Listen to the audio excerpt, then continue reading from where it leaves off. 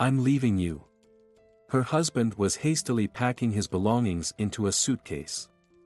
Kirsty winced involuntarily, remembering how she had just ironed those shirts yesterday, smoothing out every wrinkle. She shook her head. "Giles, how can this be?" she exclaimed. "What happened all of a sudden?" "Sudden," the man replied. "No, dear, it wasn't sudden. This has been coming for a while." "I don't understand anything," Kirsty cried. "Everything was fine between us. We didn't even argue." The man approached his wife and looked her in the eyes. "Do you really not understand?" "No," she shook her head. "Can you explain what's going on?" "I need an heir, and you are infertile," he stated, angrily snapping the suitcase shut. "That's not true," Kirsty whispered. "The doctors say there's nothing wrong with me." "But you refuse to get checked. So, you're blaming everything on me," her husband shouted. "Just so you know, I'm fine too, and soon I'm going to be a father." "What?" Kirsty sank into a chair. "You're having a child with another woman?" "Yes," the man said proudly. "And unlike you, she will give me an heir." "Leave," the woman whispered. "I don't want to see you anymore." With pleasure, Giles tossed the apartment keys onto the table. "I'll come back for the rest of my things later. I hope you'll let me take them from your apartment." He emphasized the word "your" to hurt Kirsty even more. Grabbing his suitcase, he left the apartment, slamming the door behind him. The apartment fell eerily silent, with only the sound of water dripping from the kitchen faucet. Kirsty had long asked Giles to fix it, but he always brushed it off, promising to do it soon, but never did. Kirsty and Giles had been married for 5 years and had met at work. He had joined the company where Kirsty was already working as a sales manager. He didn't have his own apartment, renting a room from an elderly woman. He had come from a village, enrolled in college, and worked various jobs like courier and loader. After getting his diploma, he landed a job as a sales manager, moving from one organization to another until he ended up at their company. Kirsty was also from a village, but she was luckier. Her mother's cousin lived in the city, much older than her. The woman was childless and had long been a widow. Kirsty's mother wrote to her cousin, asking her to take Kirsty in, at least for the beginning, when she would be starting college. Aunt Ruby didn't refuse but immediately set her conditions. No late returns, no friends in her apartment, and Kirsty would cook separately. The girl agreed to everything, just to avoid living in a dormitory, which had not the best reputation. At first, Aunt Ruby was strict with her niece, but Kirsty was very helpful and always tried to assist. She cleaned the floors, dusted, washed windows, and took out the trash.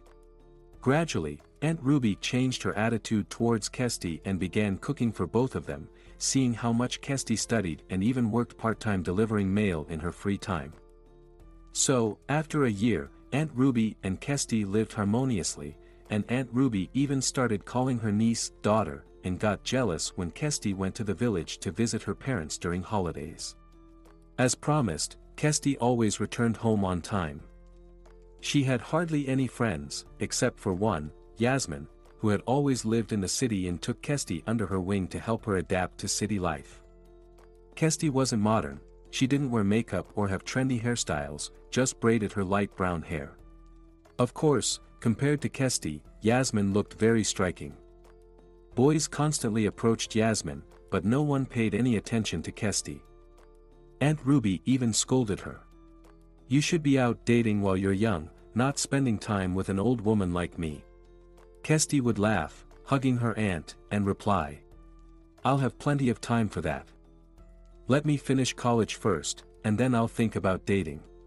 Aunt Ruby would wave her hand, but inwardly she was pleased that her niece was growing up to be a decent girl who thought about her future. Aunt Ruby always had high blood pressure. She took medication morning and evening, but if the weather changed, she suffered from severe headaches and would stay in bed all day. One day, when Kirsty returned from college, she found Aunt Ruby lying on the floor. She called an ambulance. "It's very good that you came home in time and called us immediately," said the doctor, removing his gloves. "Your aunt has had a stroke, but we managed to catch it early. The most important thing now is for her to follow all my recommendations and, of course, complete rest. Her speech might be a bit impaired at first, so don't be alarmed. I'll prescribe some medication for her, and you need to make sure she takes it." "Doctor, thank you so much." Kirsty stood by the wall, trembling slightly. "Would you like a sedative?" the doctor offered. No, don't worry," Kirsty waved her hands. "I'm fine." The doctor looked at Kirsty attentively and smiled. He was impressed by her genuine concern for her aunt. If only there were more good and caring relatives like she, he thought. So many just dream of inheriting property, not caring about their elderly family members at all. After seeing off the ambulance crew, Kirsty cautiously entered the room where Aunt Ruby lay on her bed, quietly snoring. Kirsty adjusted the blanket and was about to leave when she heard a movement and turned around. Aunt Ruby opened her eyes and mumbled. "Kirsty, come here." "What?" Kirsty didn't understand. Aunt Ruby motioned her over with her finger and pointed to the chair beside the bed. Kirsty sat down and looked at her attentively. "Call a notary for me," she said with difficulty. "Call a notary?" Kirsty repeated. Aunt Ruby blinked in agreement. "The phone number is in the address book." The next day, Aunt Ruby felt better and even ate some broth, which Kirsty fed her with a spoon. A few days later, the notary arrived. Kirsty didn't know what happened behind the closed door or what the notary and Ruby talked about. She only escorted him to the door when he left the room and closed it behind him. All the household chores fell to Kirsty. After returning from college, she cooked, cleaned, went grocery shopping, and took the laundry to the cleaners. Aunt Ruby started to recover and could move around the apartment by herself, though she could only manage to get to the bathroom and back to her favorite chair. No matter how hard it was for Kirsty, she never complained. The most important thing for her now was for Aunt Ruby to be healthy. Gradually, Ruby's condition improved, and they even started to take short walks together in the alley. "You know, Kirsty, I always wanted children," Ruby said. "But it wasn't meant to be. My husband went through the war, rebuilding destroyed bridges. Sometimes he stood waist-deep in icy water in winter, and after that, he couldn't have children. She sat down on a bench to rest. He often offered to divorce me so I could marry someone else and finally become a mother," Aunt Ruby continued. "But how could I betray the man I loved? So we lived for each other. And in my old age, God sent me you." Gradually, everything was getting better, but Kirsty still couldn't leave Aunt Ruby alone for long. She even visited the village only for a couple of days instead of the whole vacation like before. Her parents didn't mind. Before Kirsty's thesis defense at college, Aunt Ruby was hospitalized. Her blood pressure spiked at night. All day, Kirsty was beside herself. She didn't even remember how she defended her thesis. All her thoughts were about her beloved aunt. As soon as it was over, she rushed to the hospital, where she was informed that Ruby had passed away early in the morning. Kirsty walked home without seeing the way. Passers-by shook their heads, thinking she was drunk. But she didn't care what they thought. She had lost someone very dear to her. After the funeral, while sorting through papers, Kirsty found a will stating that she inherited the apartment she had lived in with Aunt Ruby. So that's what she was discussing with the notary behind closed doors. When she met Giles, Kirsty couldn't understand what such a handsome guy, who attracted attention from all the girls, saw in her.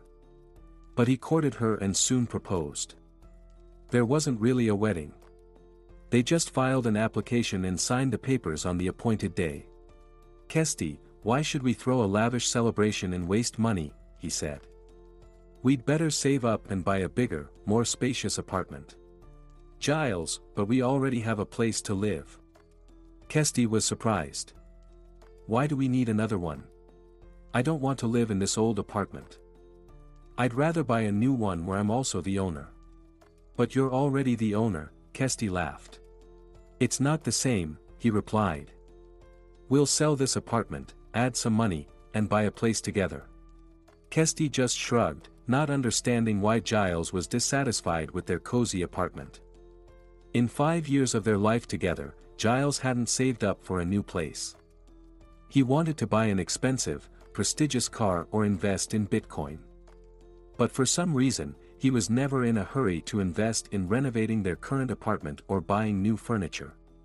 One morning, as soon as Kirsty arrived at work and turned on her computer, she was summoned to the acting director, Ryan, who happened to be a friend of her husband, Giles.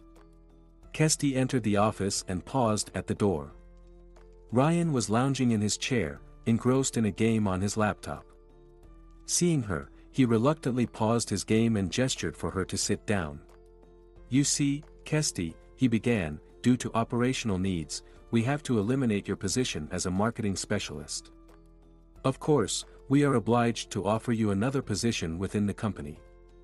But, unfortunately," Ryan spread his hands, "all positions are currently filled, and I think we can come to an agreement about your voluntary departure." He looked at Kirsty arrogantly, knowing his superiority over her. "Giles asked you to fire me, didn't he?" she asked quietly. "Kirsty." Ryan feigned indignation. "I make decisions here, and no one tells me what to do. This is done for staff optimization." "Really?" Kirsty was surprised. "Weren't you the one who made advances on me at your country house 2 weeks ago and even promised me a department head position? And now I'm no longer needed because my husband asked you to do this?" "This conversation is over," Ryan interrupted. "You can get your severance pay from accounting, I've already arranged it." "What a scoundrel you are." Kirsty glared at him and slammed the door behind her. As she walked home, tears choked her. Kirsty had never wronged anyone, so why did others treat her so unfairly? Now she had to find a new job. She bought a newspaper listing various job vacancies, and the first ad that caught her eye read, "Urgently needed, nanny for 2 boys, ages 4 and 6. Teaching degree required." The ad included a phone number for further information. However, she didn't have a teaching degree or experience with children, so this job wasn't for her. After studying the newspaper, Kirsty hadn't found any suitable job listings. She decided to reach out to her friend, Yasmin, who worked at a large construction company and might be able to help Kirsty find a job. Kirsty and Yasmin used to meet quite often. Yasmin would visit Kirsty and Giles, and they had a warm relationship.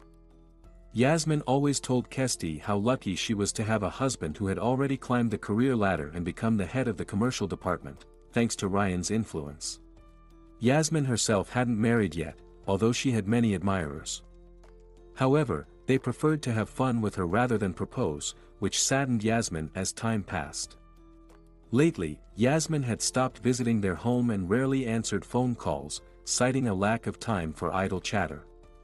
Eventually, she stopped answering calls altogether.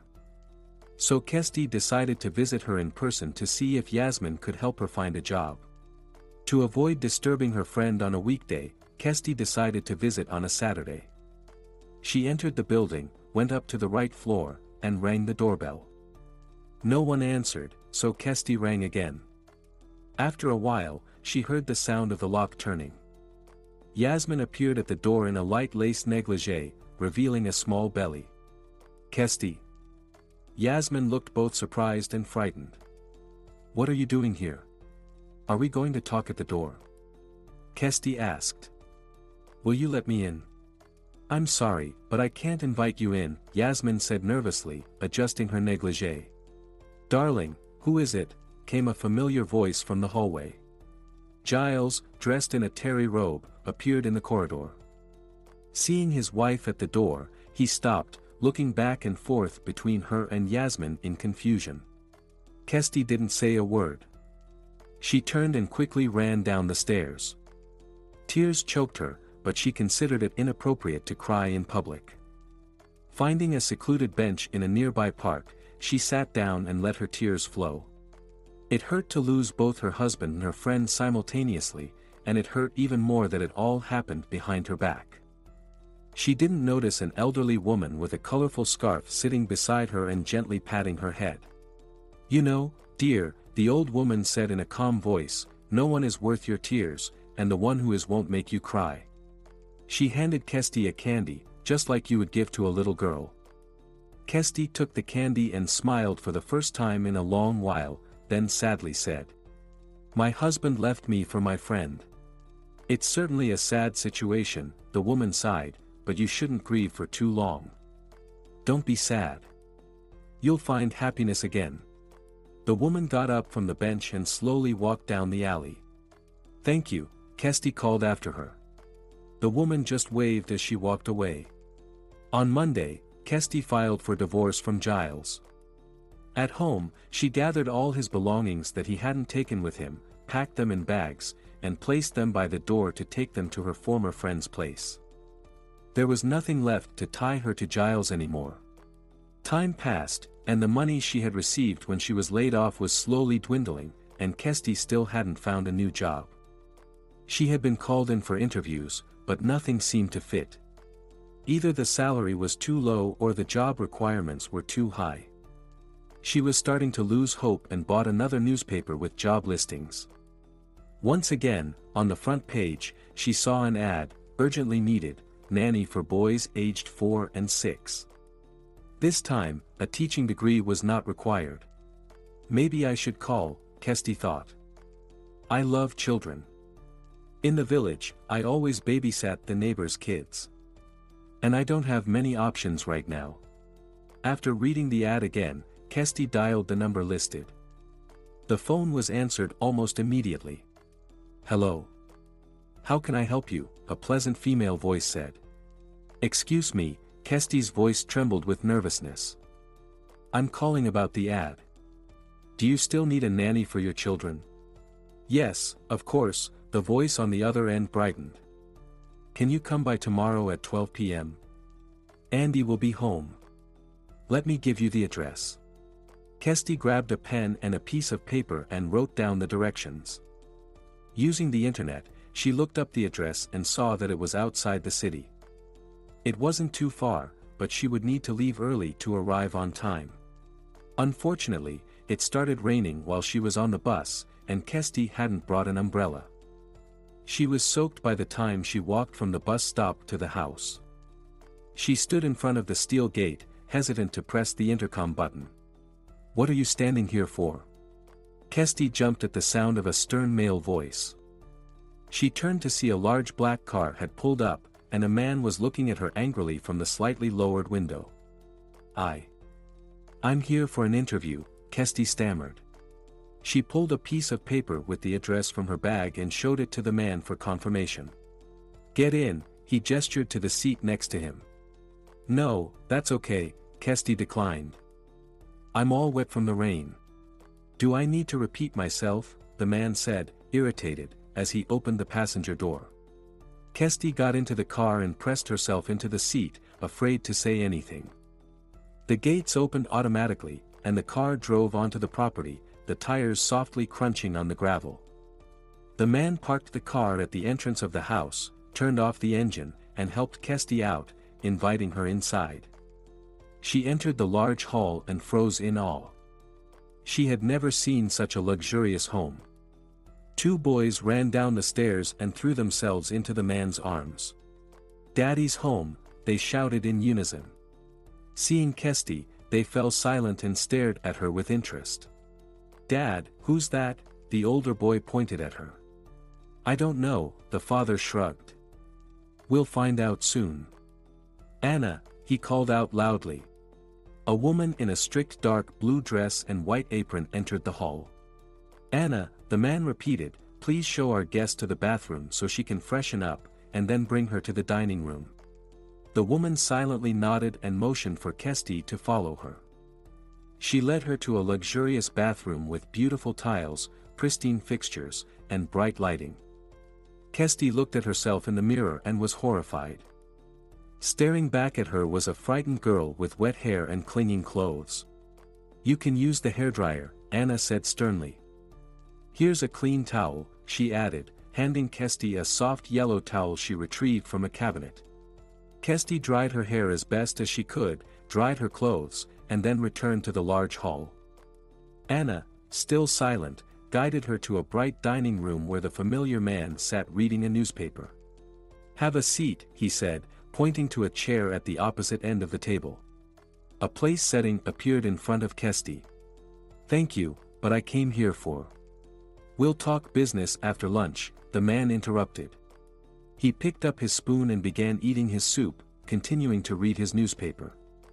Kesty took her first spoonful and closed her eyes in delight. She had never tasted such delicious soup. She didn't realize how quickly she finished it. No sooner had she set her spoon down than another plate appeared before her, this time with mashed potatoes and roast beef. Kesty thought she couldn't possibly eat any more, but soon enough, she found the plate empty again. It had been a long time since she had eaten so much. Lately, she had been subsisting on sandwiches at home, lacking the motivation to cook for herself, and reluctant to spend her dwindling funds on a meal out. When coffee was served, the man leaned back in his chair and looked at her intently. "Now, let's get to know each other," he said, taking a sip of the aromatic coffee. "My name is Andy. I'm the owner of this house. And you are?" "Kesty," she replied, nervously fidgeting with the edge of the napkin on her lap. "I understand you're here in response to the ad and are interested in a nanny position for my children." "Yes," Kesty said quietly, lowering her eyes. "Then tell me about your experience," Andy requested. "Do you have any references?" Kesty looked up, fear evident in her eyes. "I don't have any references," she said, "and I don't have formal experience working with children. But please don't worry, I love kids and I think I can connect with them well. In the village where I lived, people often asked me to babysit their children. I did a great job with them, really," she finished, exhaling deeply. Andy smiled at Kesty. He liked her honesty and liveliness. Besides, she somewhat resembled his wife, who... He shook his head, pushing away the sad memories, and looked at Kesty again. "When can you start working?" he asked seriously. "You're hiring me?" Kesty was taken aback. "Yes," he replied shortly. "I'll hire you with a trial period of, let's say, 1 month. Do you agree?" "Of course," Kesty nodded eagerly. "You didn't even ask about the working conditions," Andy said, surprised. "Well, I hope they'll be good," Kesty said, feeling a bit embarrassed. "All right then," Andy said, crossing his legs. "You'll live here and be with my sons around the clock. Saturdays and Sundays will be your days off, and you're free to do as you please. I'll pay you." He named a sum that was twice her salary at her last job. "Do you agree to these terms?" "Yes, I agree," Kesty responded. "By the way, are you married?" Andy asked. "No," Kesty firmly erased her husband from her life. "Do you have any other questions for me?" Andy looked at his watch. "I have one question. Why did the first ad in the newspaper require a teaching degree, but the second one didn't?" Kesty asked. "My children need a nanny with an open heart and a kind soul, someone with whom they can feel free and comfortable, not a strict disciplinarian with a teaching degree who they would be afraid to express their opinions to. Unfortunately, that's the type of person we kept getting, and I had to let them go after a while," Andy explained, checking his watch again. "Any other questions?" "No," Kesty shook her head. "Good, then let's go. I'll drive you to the city." After dropping Kesty off on the desired street, Andy reminded her that his driver would pick her up at 9 a.m. the next day to bring her to the cottage, giving her time to pack her belongings. The next morning, exactly at 9 o'clock, the doorbell rang. A tall man in a dark shirt stood at the door. "Percy," he introduced himself. "Andy said I should bring you to his home." Kesty double-checked to make sure everything was turned off and locked in her apartment, then grabbed her small suitcase and headed for the door. Percy took her suitcase and started down the stairs, and after locking the door, Kesty followed him. Settling into the car, she began to ask Percy about her new boss, but he remained silent, not answering any of her questions. So, Kesty fell silent too and watched the passing scenery through the window. When they arrived at the cottage, Percy carried her things into the hall and left. "Good day." Anna greeted her. "Come, I'll show you the room where you'll be staying," she said, heading towards the stairs. Kesty picked up her suitcase and followed Anna upstairs. Anna opened the door to one of the rooms and invited Kesty inside. The room was brightly lit by the sun, causing Kesty to squint. Anna walked over to the window and lowered the blinds, making the room much darker. "Make yourself comfortable, then come downstairs," Anna said before leaving the room and closing the door behind her. Kesty looked around. The room was small but very cozy. Near the door stood a light-colored wardrobe with large mirrors. Against one wall was a bed with a fluffy coverlet. Opposite the bed was a deep armchair next to a floor lamp. In the corner, on a light-colored nightstand, was a plasma TV, and a soft rug lay on the floor. She walked to the window and lifted the blinds slightly. The view outside was beautiful, a small forest and a pond where fishermen were sitting.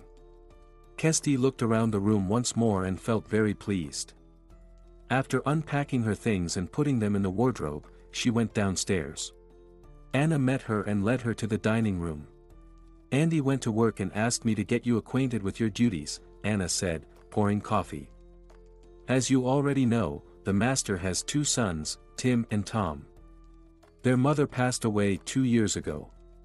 But this is not discussed in our house." She gave Kesty a stern look. Kesty nodded, understanding the subtle hint not to ask unnecessary questions. "Your duties are listed here." Anna handed Kesty a piece of paper which she began to study carefully. "Andy wants his children to be raised with love and affection.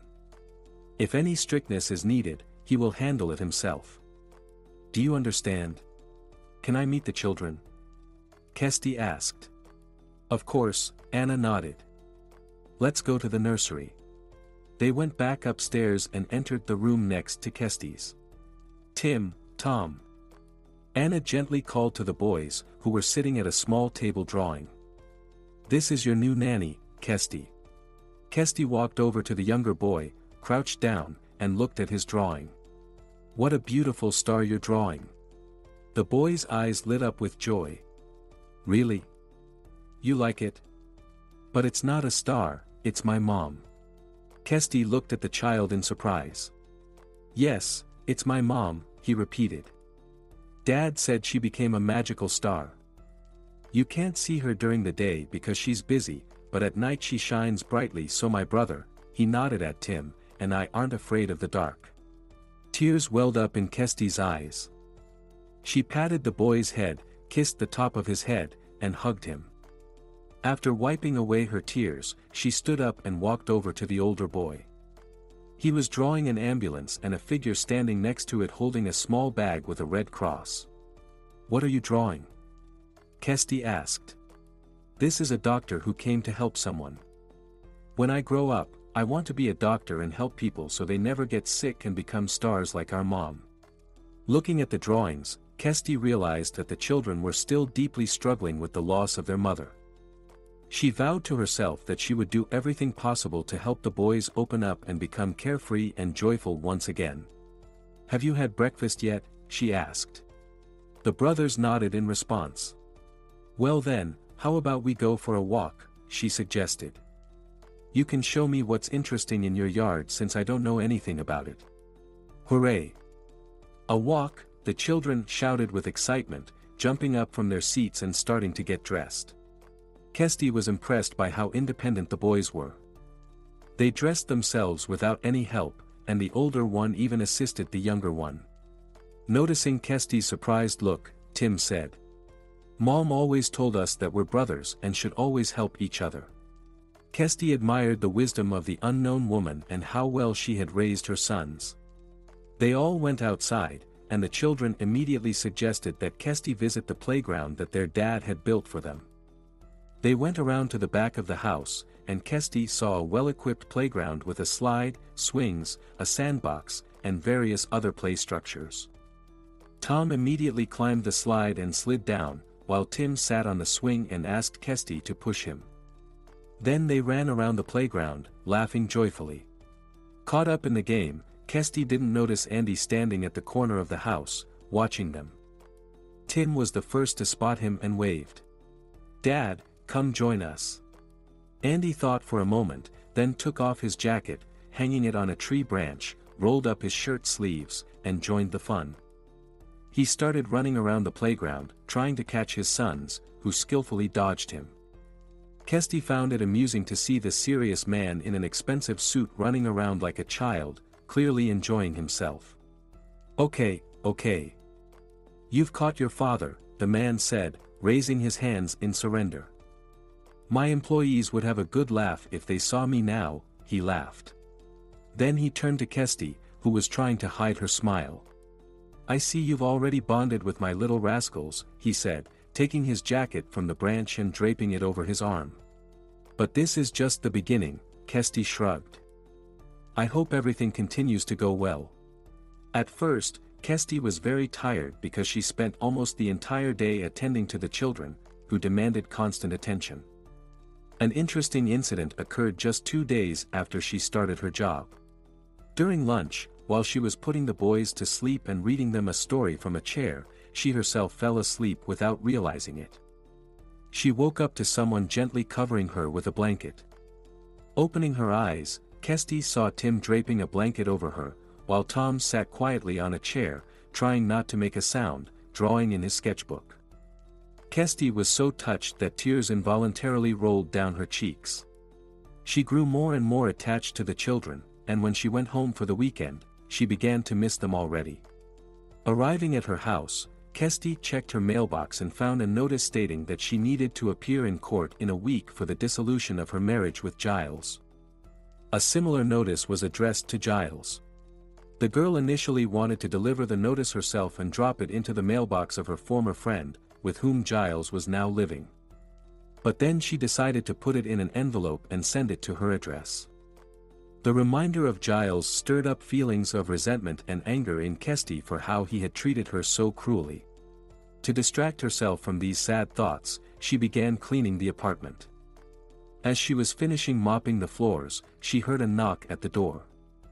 Smoothing her disheveled hair, Kesty opened it and saw Giles on the threshold, impatiently shifting from foot to foot.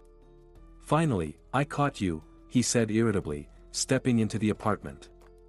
"I've come by several times, but you weren't home. What do you want?" Kesty asked wearily. "I want to pick up my things, unless you've thrown them away." "What did you think?" he smirked. "All your stuff is right there." Kesty nodded toward the bag still in the hallway. "Take it and leave." "I'm busy." "Where are you rushing off to?" "Expecting company?" he asked, glaring at his ex-wife. "I see you're not too broken up about me leaving." "There's nothing to be upset about," Kesty shrugged. "You left, and that's that." In reality, maintaining this calm facade was difficult for her. Inside, she was seething with anger and hatred, but she didn't want to give Giles the satisfaction of seeing her upset. "Just so you know," Giles sneered, "I never loved you. I married you only for the apartment. Have you seen yourself in the mirror? Yasmin is a queen compared to you, and her apartment is modern, not old like yours. Plus, she's about to give me a son, unlike you." Kesty listened silently as Giles spoke, trembling with a barely controlled rage. She turned and went into another room. When she returned, she handed him the court notice. He read it carefully and exclaimed, "Well, good. Now I can definitely marry Yasmin. She's been pushing me to do it so the child is born in wedlock, and now nothing will tie me to you." He grabbed his bags and left, slamming the door behind him. Kesty remained in the hallway, sitting down on a nearby stool, covering her face with her hands, and sobbing bitterly. As it grew dark outside, Kesty realized she couldn't stay alone in the apartment. She changed clothes, called a taxi, and headed to the cottage. There, she wouldn't be alone. She would be with her beloved boys, who would distract her from her dark thoughts. Anna was surprised by her arrival but, seeing the girl's distressed face, refrained from asking any questions. However, Tim and Tom were thrilled that their nanny had returned. They jumped around her, excitedly sharing what they had done all day. "Alright, guys, how about we head to the bathroom?" Kesty suggested. The brothers eagerly agreed, as every bath time turned into an exciting game for them. Their nanny allowed them to bring toys, and they all embarked on a journey through the foamy waves together. Kesty loved spending time with the children. She had accepted the fact that she would never have children of her own and poured all her love and care into raising these boys, who had lost their mother so early. She grew more and more attached to them, even though she knew that one day Tim and Tom would grow up and no longer need her. Shortly before Christmas, Andy invited Kesty to his office. "Kesty, I have a small request for you," he began, pausing briefly. "I have to go away for the Christmas holidays. Friends have invited me to Sweden, and I couldn't refuse because there will be people there who could be beneficial to my business. Could you stay with the children during this time? I understand that you'll have to go without your days off, but I'll compensate you double." "Of course, Andy," she agreed immediately. "It's just..." She hesitated, unsure how to phrase her request. "Just what?" he frowned. "I'd like to visit my parents in the village before you leave, to bring them gifts and wish them well. Can I ask for an extra day off?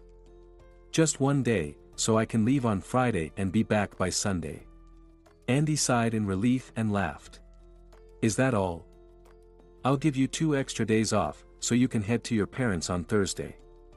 Also, I'll have Anna prepare some gifts for your parents from me personally."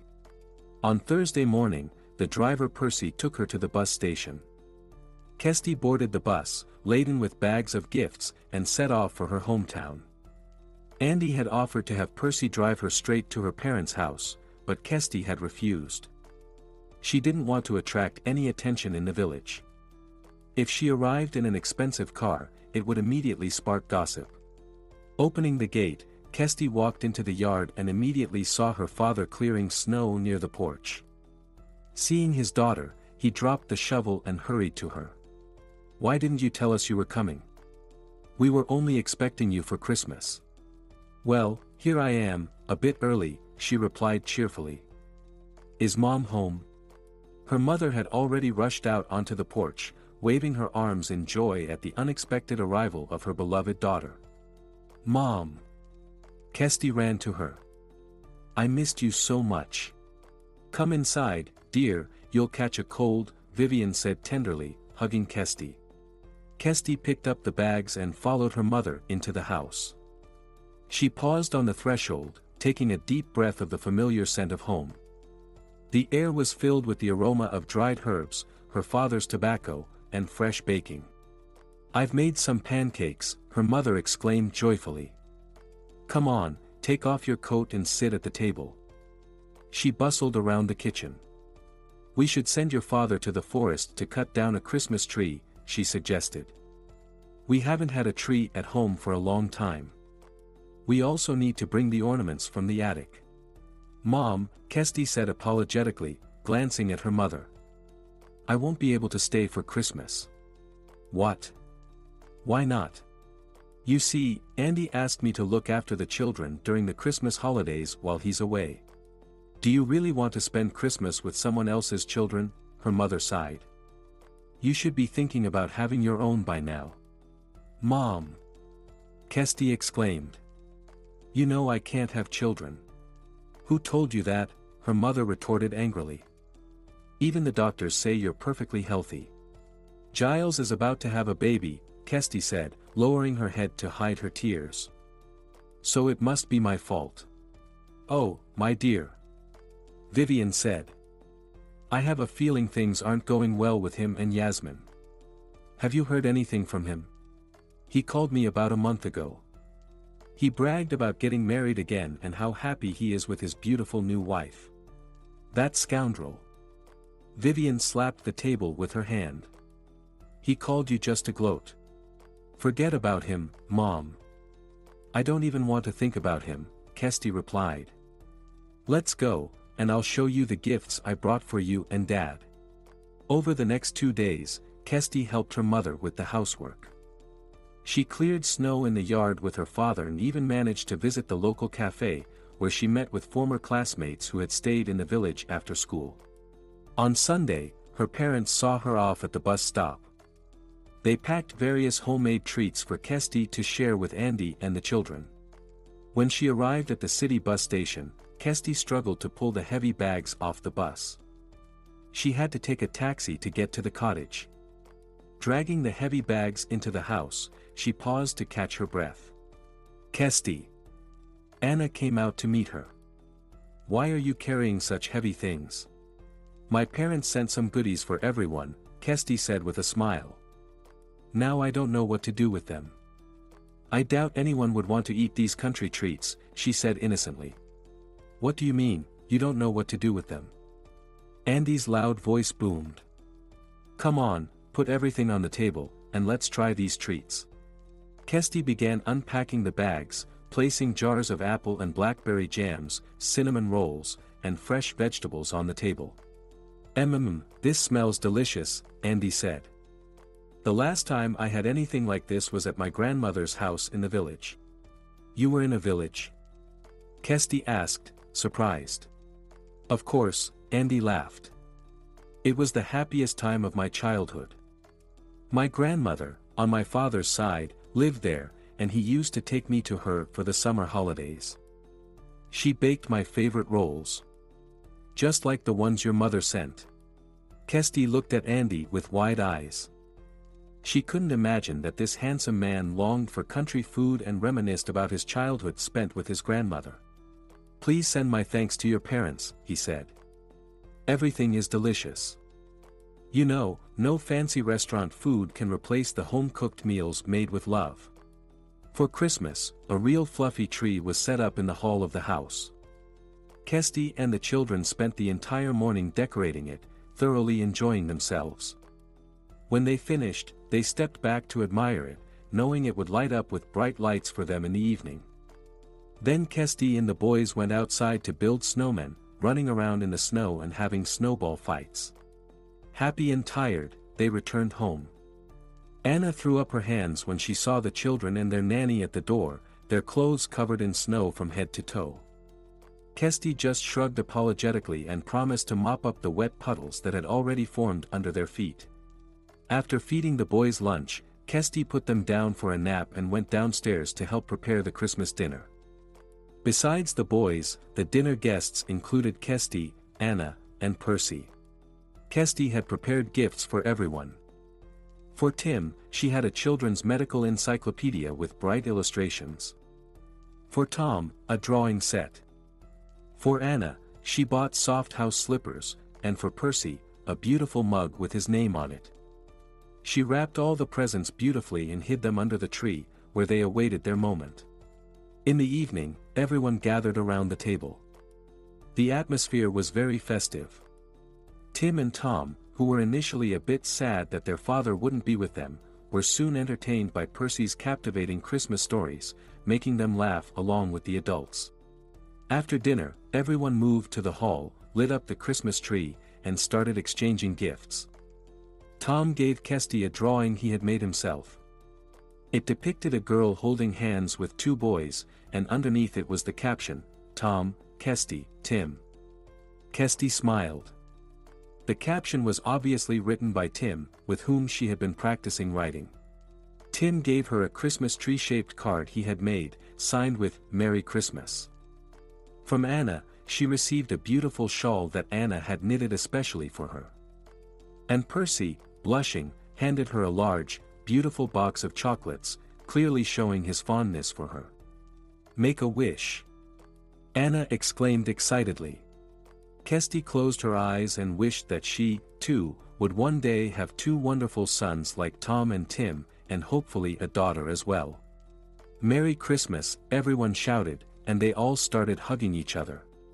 After the Christmas holidays, when Andy returned from his trip, Kesty went home for the weekend. She entered her empty apartment and immediately turned on the TV to fill the silence. With the TV as background noise, she drifted off to sleep and woke up to a sudden doorbell ring. Kesty shook her head, thinking she had dreamed it, but the doorbell rang again. "Who is it?" she asked cautiously. "Kesty, open up, it's Giles." She opened the door and saw her ex-husband standing there with a suitcase in his hand. "May I come in?" he asked quietly. Kesty stepped aside, letting him into the hallway. He took off his coat and entered the room. "It's so nice here," he sighed. Kesty looked at her ex-husband in surprise. "Since when did you start liking my apartment? You never did before." "Kesty, I was wrong," he said, lowering his eyes. "What happened to make you change your mind?" she asked. "I left Yasmin." "Really?" Kesty smirked. "What did she do to displease you? You used to boast that she was the best thing in the world." "She deceived me," Giles said, sitting in a chair. "Can you believe it, the child she's carrying isn't mine." "And how did you find that out?" 2 days ago, I came home early from work to surprise my wife. I entered the apartment quietly and overheard her talking to a friend. How do I explain that the baby will be premature when it's actually due on time? When I walked into the room, she quickly ended the conversation and started smiling at me sweetly. "Who's the father of this baby?" I asked her sternly. "Giles, what kind of question is that?" she retorted. "Of course, you're the father of our future child. Don't take me for a fool." I shouted. "I'm asking again, who's the father of your child?" "Does it matter who the father is?" she said calmly. "He'll be ours anyway, right, darling?" "No way!" I exclaimed. "I don't need someone else's child." I packed my things and left. "That's what happened, Kesty," he finished his story. "So what are you planning to do now?" Kesty asked. "What?" "I'm filing for divorce." "Haven't you had enough divorces recently?" she smirked. "What can I do?" Giles shrugged. Who could have guessed she'd turn out to be such an unpleasant person? "But now I have nowhere to live," he looked at his ex-wife guiltily. "Remember how good it was when we were together, Kesty." "What are you implying?" "Maybe you could let me stay here until I find an apartment." "You always said my apartment was a dump," she smirked. "Your apartment is lovely and very cozy," her ex-husband exclaimed. "No, Giles, you can't stay here," Kesty said firmly. "You have a wife, the smart and beautiful woman you praised so much. Go to her, your problems don't concern me."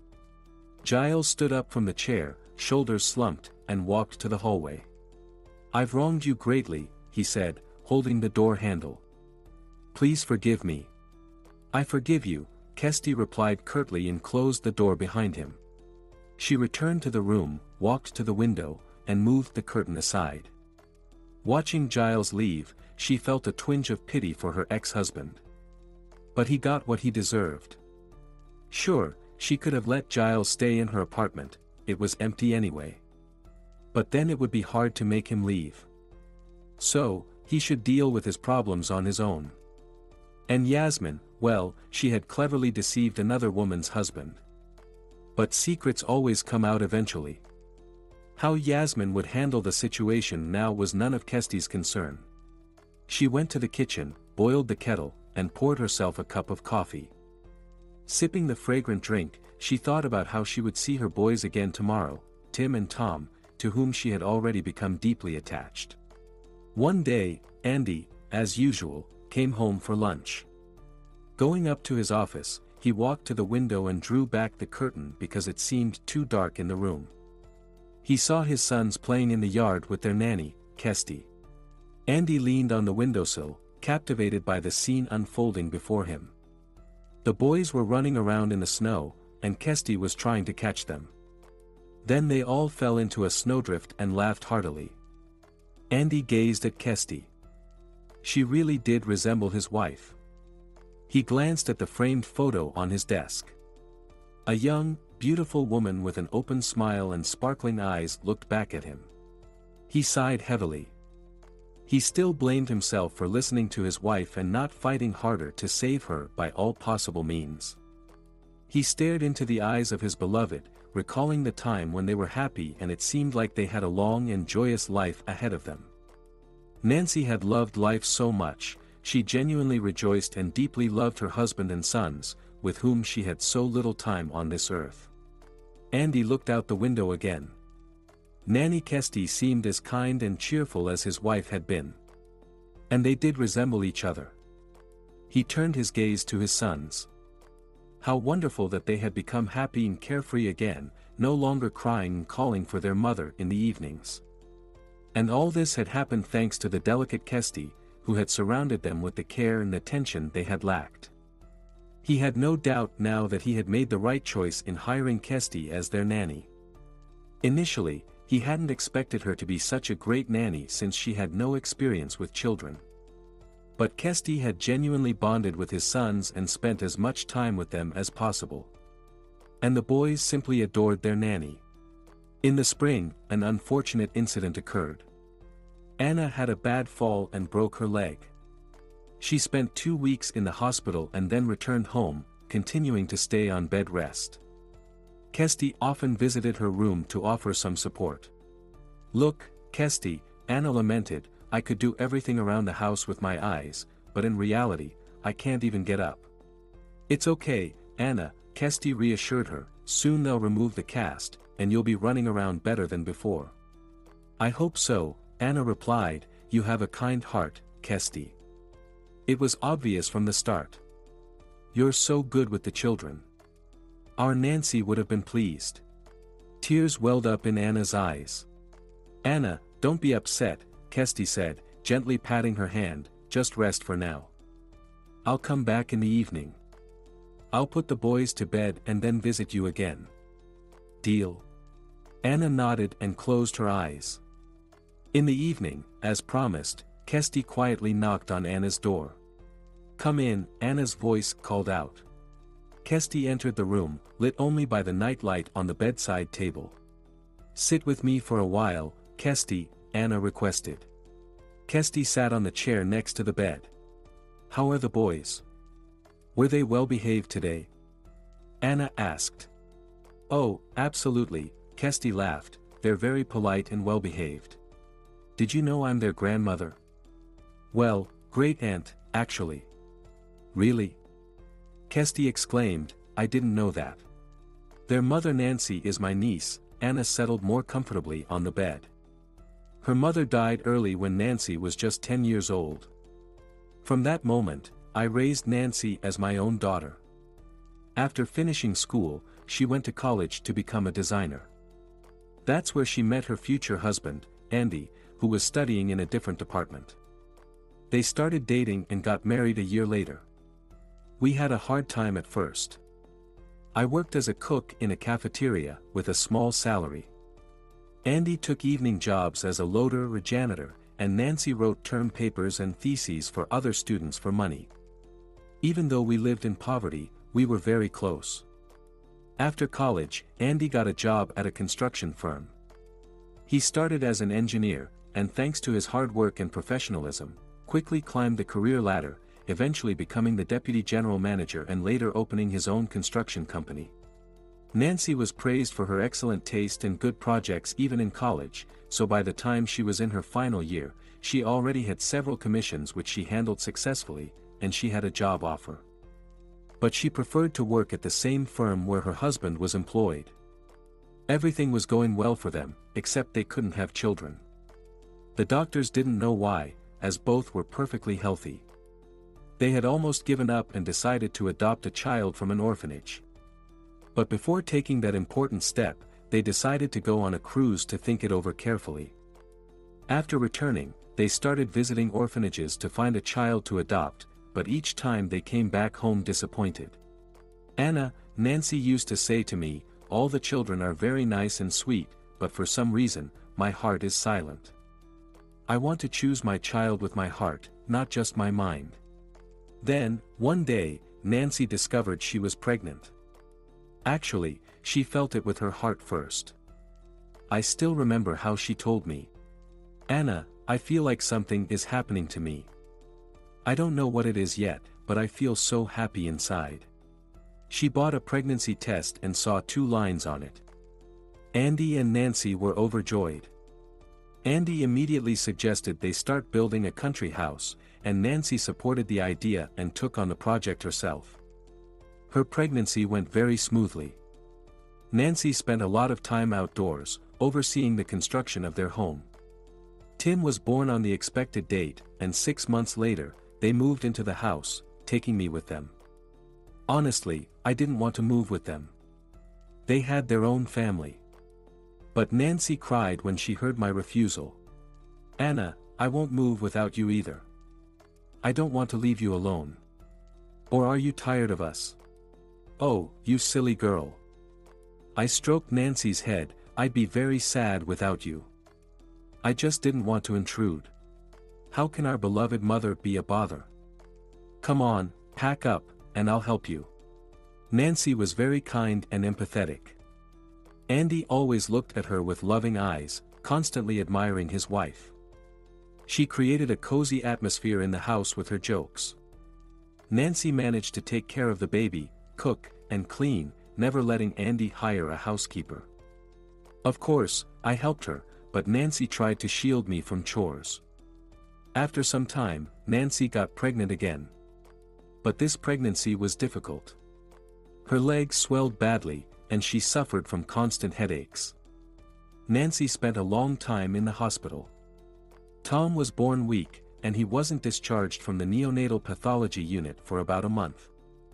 Fortunately, nothing serious was found, and we brought him home soon.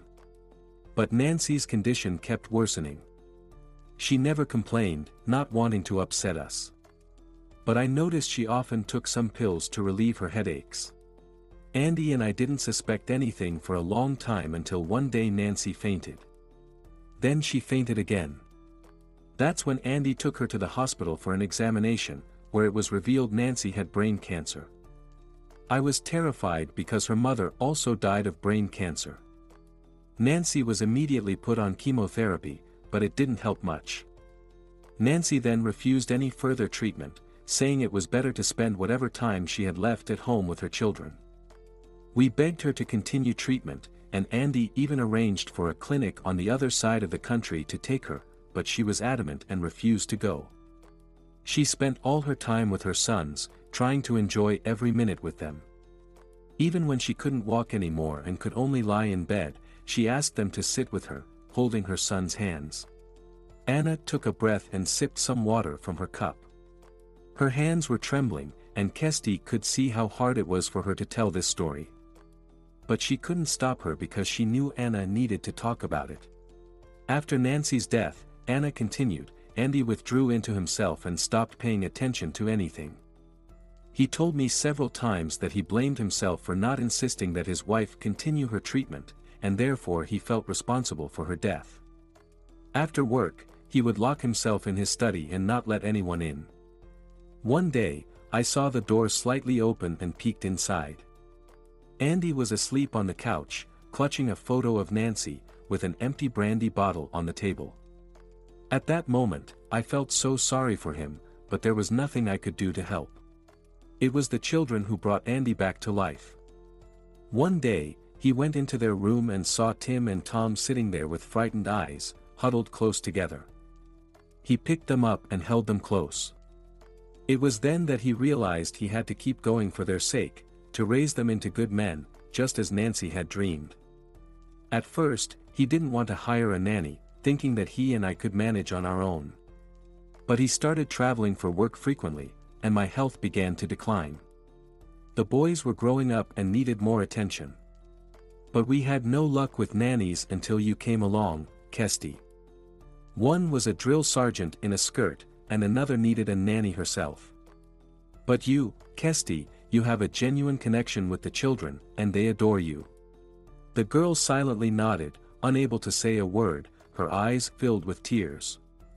She felt deep sorrow for everyone, Nancy, whom she had never met but who had died so young, Andy, who had lost his beloved wife, the boys, who were left without a mother, and Anna, who had essentially lost her daughter. "I've tired you out," Anna said apologetically, looking at the girl. "No, not at all." Kesti shook her head. "I knew the boy's mother had died, but I didn't realize how much pain she had endured. She sighed. The boys still miss her so much. Tom even draws his mother as a star shining from the sky. Yes, we decided not to hide the truth from them. Of course, we didn't tell them right away. We noticed that Tim kept running to the front door, waiting for his mom to walk through it.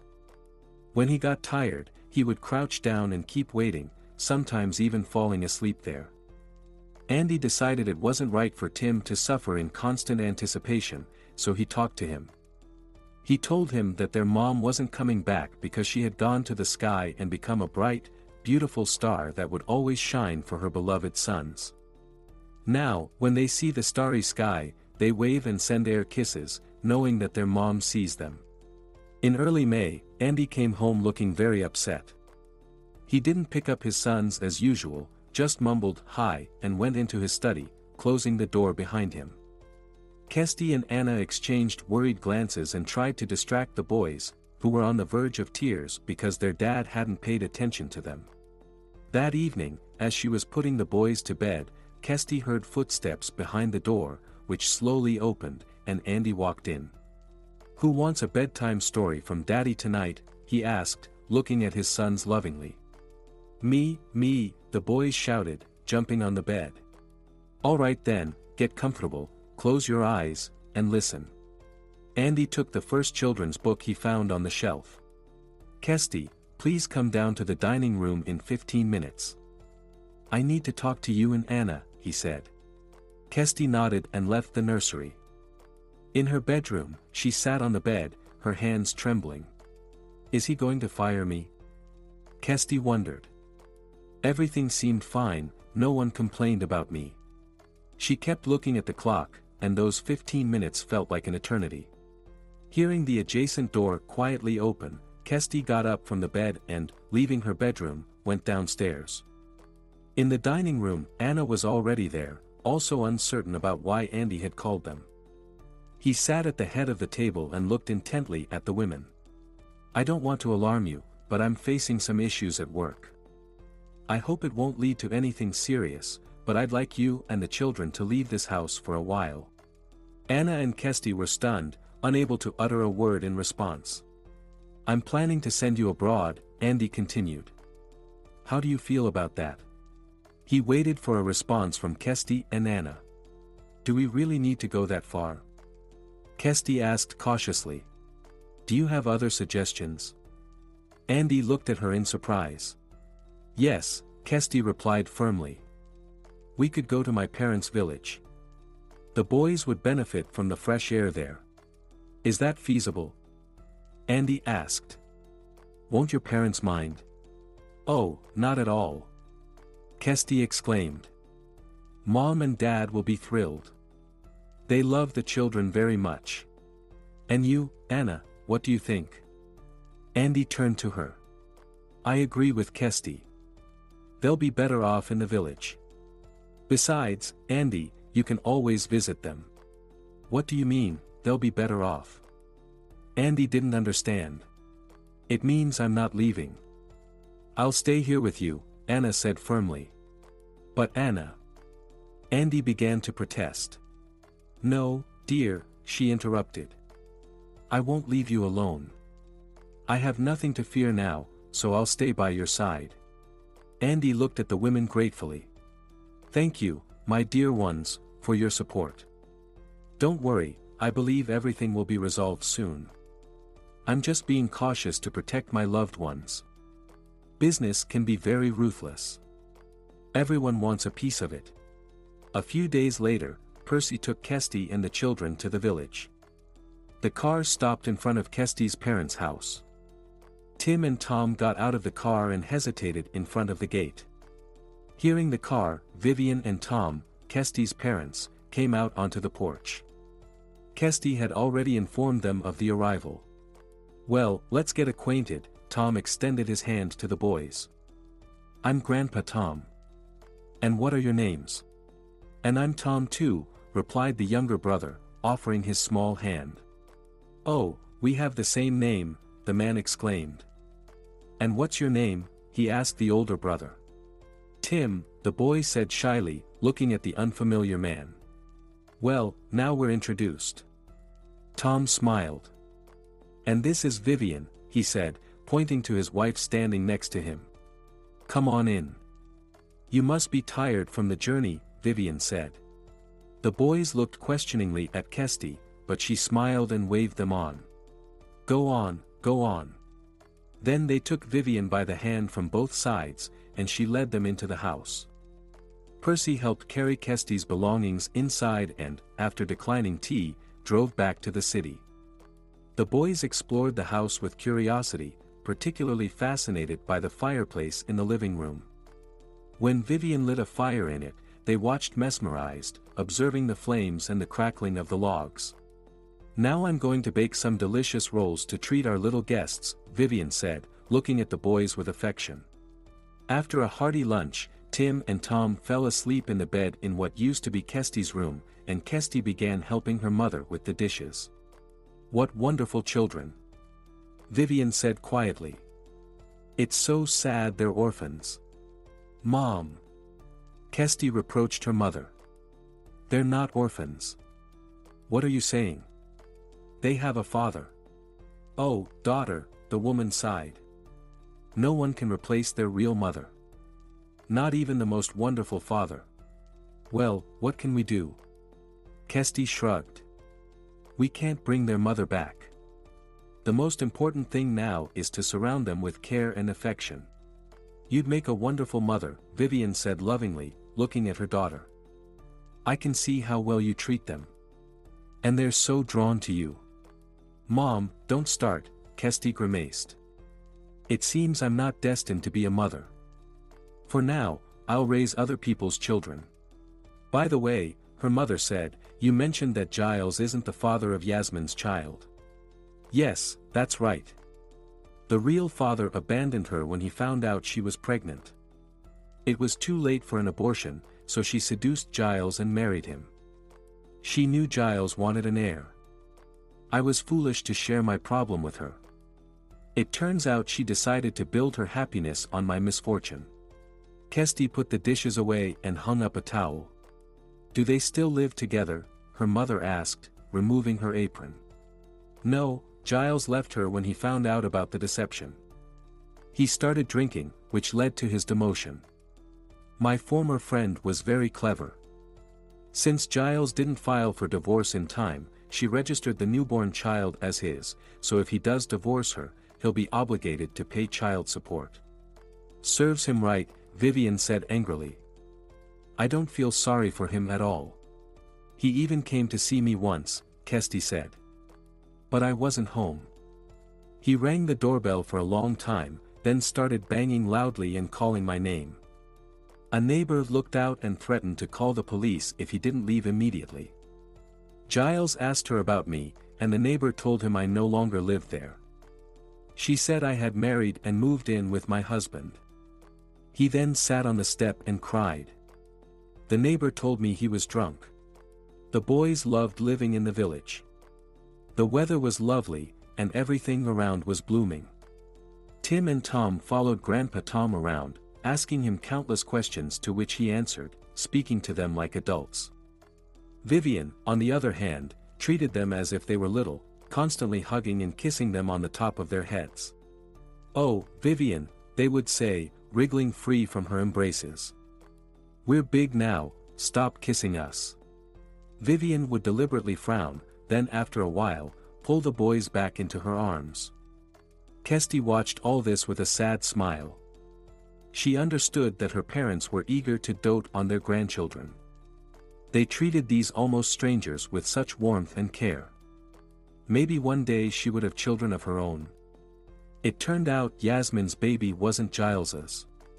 But she has no one to father her children. No husband, and none in sight. She can't, like her former friend, easily meet men and break up families. Tom, Kirsty's father, was working on repairing the barn, while Kirsty and her mother were busy in the garden when they heard a car pull up to their house. Dad is here, the boys shouted, rushing towards the tall man who was walking through the gate. He lifted them up and showered them with kisses. My, how much you've grown. And you're heavy now, too." Andy looked at his sons with love as he set them down on the ground. "Grandpa." Tim waved to Tom. "Come here. Our dad has arrived." "Grandpa?" Andy looked surprised. "Yes, Grandpa Tom and Grandma Vivian," the children said, taking their father by the hand. "Come on. We'll introduce you to them." "Hello, Andy." Kirsty greeted him, dressed in a simple dress. "Meet my parents, Tom and Vivian," she said. Andy shook Tom's hand and nodded to Vivian. "I still remember the rolls you sent us before Christmas. So, what are we standing around for?" Vivian said. "Come inside. I baked a pie this morning and will put the kettle on." "No, thank you," Andy shook his head. "I came to pick up the boys and their nanny," he glanced at Kirsty, "to take them home." "Oh, why so soon?" Vivian asked. "The boys are having so much fun here." "Vivian," her husband scolded her. "It's not for us to decide," he said, looking sadly at the children. "Dad, I don't want to leave," Tom cried. "I really like it here. Grandpa Tom and Grandma Vivian are so kind." "I don't want to leave either," Tim said. "We were going fishing with Grandpa Tom tomorrow." Andy looked at his sons in confusion. "Well, how can this be? I came all this way for you." The boys were crying, clinging to Vivian's dress. Kirsty was also at a loss in this situation. "Andy, tomorrow's Saturday, so you have the day off." Kirsty's father took charge. "Yes," Andy answered uncertainly. "Great. You can rest here for the day, we'll go fishing tomorrow morning, have dinner in the evening, and we'll see you off on Sunday." "Agreed?" Everyone looked at Andy expectantly. "Well, what can I do?" he laughed. "You've convinced me." Everyone perked up immediately. The happy boys bounced around their father. Kirsty and her mother hurried inside to set the table, while Tom sat on a bench outside and lit a cigarette. Andy retrieved a travel bag from the car trunk, which he always carried with him, and headed into the house to change. After a hearty lunch, Kirsty's father, Tom, and Andy went outside and sat on a bench. "It's nice here," Andy looked around. "Quiet, peaceful, no hustle and bustle." "Of course it's nice," Tom said, lighting a cigarette. "You city folks probably think everything just happens effortlessly. The garden grows by itself, the berries ripen on the bushes on their own. But you don't realize how much work goes into it." "You're wrong, Tom," Andy shook his head. "When I was a child, I used to visit my grandmother in the village during the holidays and saw that she was never idle. In the morning, I'd wake up to find a plate of pancakes on the table and fresh milk waiting for me. At night, as I was falling asleep, I'd see her mending my clothes. She'd be working in the garden, cooking lunch, or cleaning the chicken coop. She always had important tasks. I don't understand how she managed it all, and where she found the strength." And her voice. Sometimes her friends would come over, and they'd sing songs. I was foolish not to appreciate the beautiful, soulful songs they sang. I'd cover my ears to block out the sound, or even run outside. Andy fell silent, gazing into the distance. Tom also remained quiet, lighting another cigarette. "I noticed when I drove up to your house that you were doing some repairs," Andy said, turning his head to look at the yard. "Yes, the barn was a bit wobbly. And the roof had sprung a leak. I store firewood there, so I decided to patch it up a bit." "Well, let me help you," Andy offered. Tom looked at him skeptically. "Can you handle it?" "I have a background in construction," Andy boasted. "I think I can manage the barn."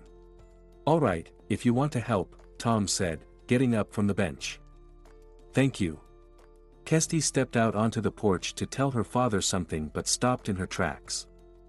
On the top step of the ladder leaning against the barn stood Andy, shirtless, hammering a board. "Tom," he called out. "Hand me that board." "No, not the one by the fence." "Here you go, Andy." Tom handed him the board and went to get the next one. "Mom, you won't believe it," Kesty exclaimed from the threshold as she went back inside. "Andy and Dad are fixing the barn, and they're acting like they've known each other for ages." "Well," Vivian said, "Andy is a good man. It's a shame fate has been so harsh with him. It would be nice if you had a husband like him." "Mom, stop it," Kesty laughed. "I'm just a regular nanny for his kids. It's not about status, but about the person's soul. Yours is bright and kind. Besides, you love his sons and treat them like your own," Vivian said. "No, Mom," Kesty sighed. "It's not possible. He still loves his wife and doesn't pay attention to other women, or so Anna told me." "Do you like him?" Vivian asked, looking at her daughter closely. "Yes, I do," Kesty said quietly, lowering her gaze. In the evening, everyone gathered around the table for dinner. "Sorry, Andy," Vivian said apologetically. "Our table setting isn't exactly restaurant quality." "Oh, don't worry, I'm already drooling," Andy replied. They all had dinner together and then went to bed. Andy fell asleep as soon as his head hit the pillow, exhausted from the day. He slept straight through the night, without dreams or worries. He was woken by the crowing of a rooster.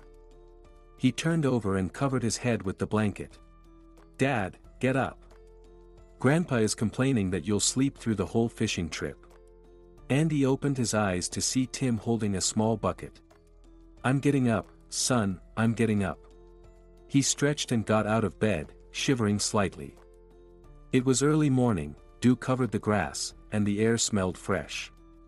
After washing up, he quickly ate a few pancakes and washed them down with milk. At the gate, waiting for him were Grandpa Tom with fishing rods and Tim and Tom. "Still a sleepyhead, Andy," Tom scolded him. "You almost missed the whole fishing trip." "Ah, I haven't slept so soundly in a long time," Andy smiled. "Dad, we even woke up before Grandpa," Tim boasted. "That's right," Grandpa laughed. "I woke up because I felt someone staring at me. I opened my eyes, and there they were, standing by the bed, looking at me. They made their way to the lake and set up on the shore. They cast their fishing lines into the water and stood still, watching the bobbers. The boys quickly grew bored of sitting still and went off to explore the surroundings, chasing after butterflies. Finally, Andy caught his first fish and was as excited as a child. Tom frowned and focused even more intently on the still water, where his float was visible. Soon, he got lucky and proudly looked at Andy. After a while, there were about 20 fish of various sizes in the bucket. "Isn't it time for a snack?" Grandpa Tom suggested. Everyone agreed with pleasure. They spread a blanket on the grass and laid out some simple food. The boys ate with great appetite, having worked up an appetite in the fresh air. "This is wonderful." Andy lay on his back and looked up at the cloudless sky. "Sometimes you really need to pause your hectic life and just lie here, thinking about nothing." The drowsy Tim and Tom fell asleep in the shade, while the men decided to fish a little longer. However, the fishing was nearly over, the sun was high in the sky, and it was getting hot. "It's time to head home," Tom said. Andy went to wake the boys, but they were sleeping so soundly that he felt sorry for them. "Let them sleep," Tom said quietly. "We'll carry them." He carefully handed Tim to Andy and picked up Tom, grabbing the bucket of fish as well. Seeing the men come into the yard with sleeping children in their arms, Kesty and Vivian rushed over to them, took the children, and carried them inside to put them to bed. Andy couldn't help but admire Kesty. She was wearing a simple polka-dot dress that made her look even more delicate. He noted again how much she resembled his late wife, Nancy. Nancy had also preferred simple clothes and, unlike many women, didn't enjoy shopping for outfits. She loved simple food and always cooked herself rather than ordering takeout. Andy sighed. In a month, it would be the anniversary of Nancy's death. 3 years had passed, yet the pain of her loss had not eased. Andy and Tom sat on the porch chatting about various things until Kesty came out and called everyone inside. "Come on in for lunch." At lunch, everyone enjoyed the fish that the men had caught earlier that morning. After washing it down with aromatic tea, Tom and Andy went back outside. "So, where's the village store?" Andy asked. "I'll show you." "Why do you need to know?" "It feels awkward. You're feeding me, so I should at least do something to thank you." "Don't even think about it," Tom said. "We're doing this out of the kindness of our hearts." "Well, I'm doing this out of the kindness of my heart too," Andy said with a sly look at Tom. "Besides, a beer wouldn't hurt after such a lunch, right?" "You sure know how to persuade," Tom laughed. At the store, Andy got out of the car and headed for the entrance, politely greeting the women standing nearby. They nodded in response, looking at him with curiosity. "Who is this?" asked Sally, the town's main gossip. "He seems to be a relative of Vivian and Tom from the city," answered her neighbor. "No," another woman objected, "he's Kesty's new husband. She came here with 2 kids. I saw it. They say she left her husband and got involved with this rich man. Did you see his car?" "No way," Sally exclaimed, waving her hands. "She seems like such a sweet and quiet girl. But it turns out she's jumping from man to man. And where did you hear that?" Pamela, a longtime friend of Vivian, asked sternly as she came out of the store. "You foolish gossips. Don't you dare open your mouths and tarnish the girl's reputation, N." She gave the quieted women a scornful look and walked away with her head held high. In the store, Andy bought candies, cookies, sugar, butter, the most expensive beer, and pretty much everything that caught his eye. He asked the shopkeeper where he could get some meat for a barbecue that evening. Returning to the house, he began unloading bags from the trunk and bringing them inside. Vivian was surprised to see yet another bag of groceries. "Did you rob the store?" she asked, worried. "No," he laughed. "I made your store a year's revenue. By the way, I'm planning to treat you all to a barbecue tonight." "You bought a lot of sweets," Tom grumbled, "and I bet you forgot the beer." "I didn't forget." "Here," Andy handed him a large bag with clinking beer bottles. Andy and Tom took a break to rest, while the women went outside to sit on a bench, basking in the spring sun. "We'll miss you when you're gone," Vivian sighed. "We've grown used to the kids. They're such a delight." "Yes, the children are wonderful. Tim is starting school this year. Someday, I'll have to part with them, they won't need a nanny anymore," Kesty said wistfully, gazing into the distance. "Mom," she turned to her mother. "What if I adopt a child from the orphanage later?" "Don't rush, my dear." Vivian embraced Kesty. "Perhaps God will give you your own children. Life is unpredictable. But would you be against me adopting a child who isn't mine by birth?" "There are no strange children, dear. Children are not to blame for not having parents, and everyone dreams of having them. But for now, don't hurry." "All right, let's get our things packed," Kesty said, standing up from the bench. "We'll have no time later this evening." Andy and Tom had grown quite close over this time. Now, they both went back to the porch, settled into chairs, and started drinking beer, smoking, and talking heart to heart. "You're a wise man, Tom," Andy began. "It's not me who's wise, it's just that life is like this. We only have one life to live, and we should live it fully, without wasting time on unnecessary fuss. Tell me, how do you get rid of emotional pain when it gnaws at you every day?" Tom looked at Andy thoughtfully. "I'll tell you this, you need to experience the pain and let it go. Never hide the pain inside you. You have to live with it for a while, cry, scream, let it run its course, and eventually, it will get easier. And most importantly, don't shut yourself off from life. Gradually, return to it. And never close your heart to love. Love yourself, your children, and other people. Life goes on regardless." "Thank you," Andy said, hugging Tom. "You've given me the most important advice."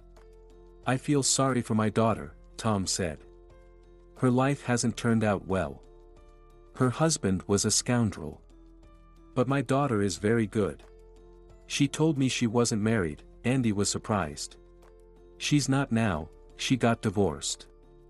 She didn't really have a husband, he just wanted an apartment. When he found a better option, he left her and even accused her of infertility.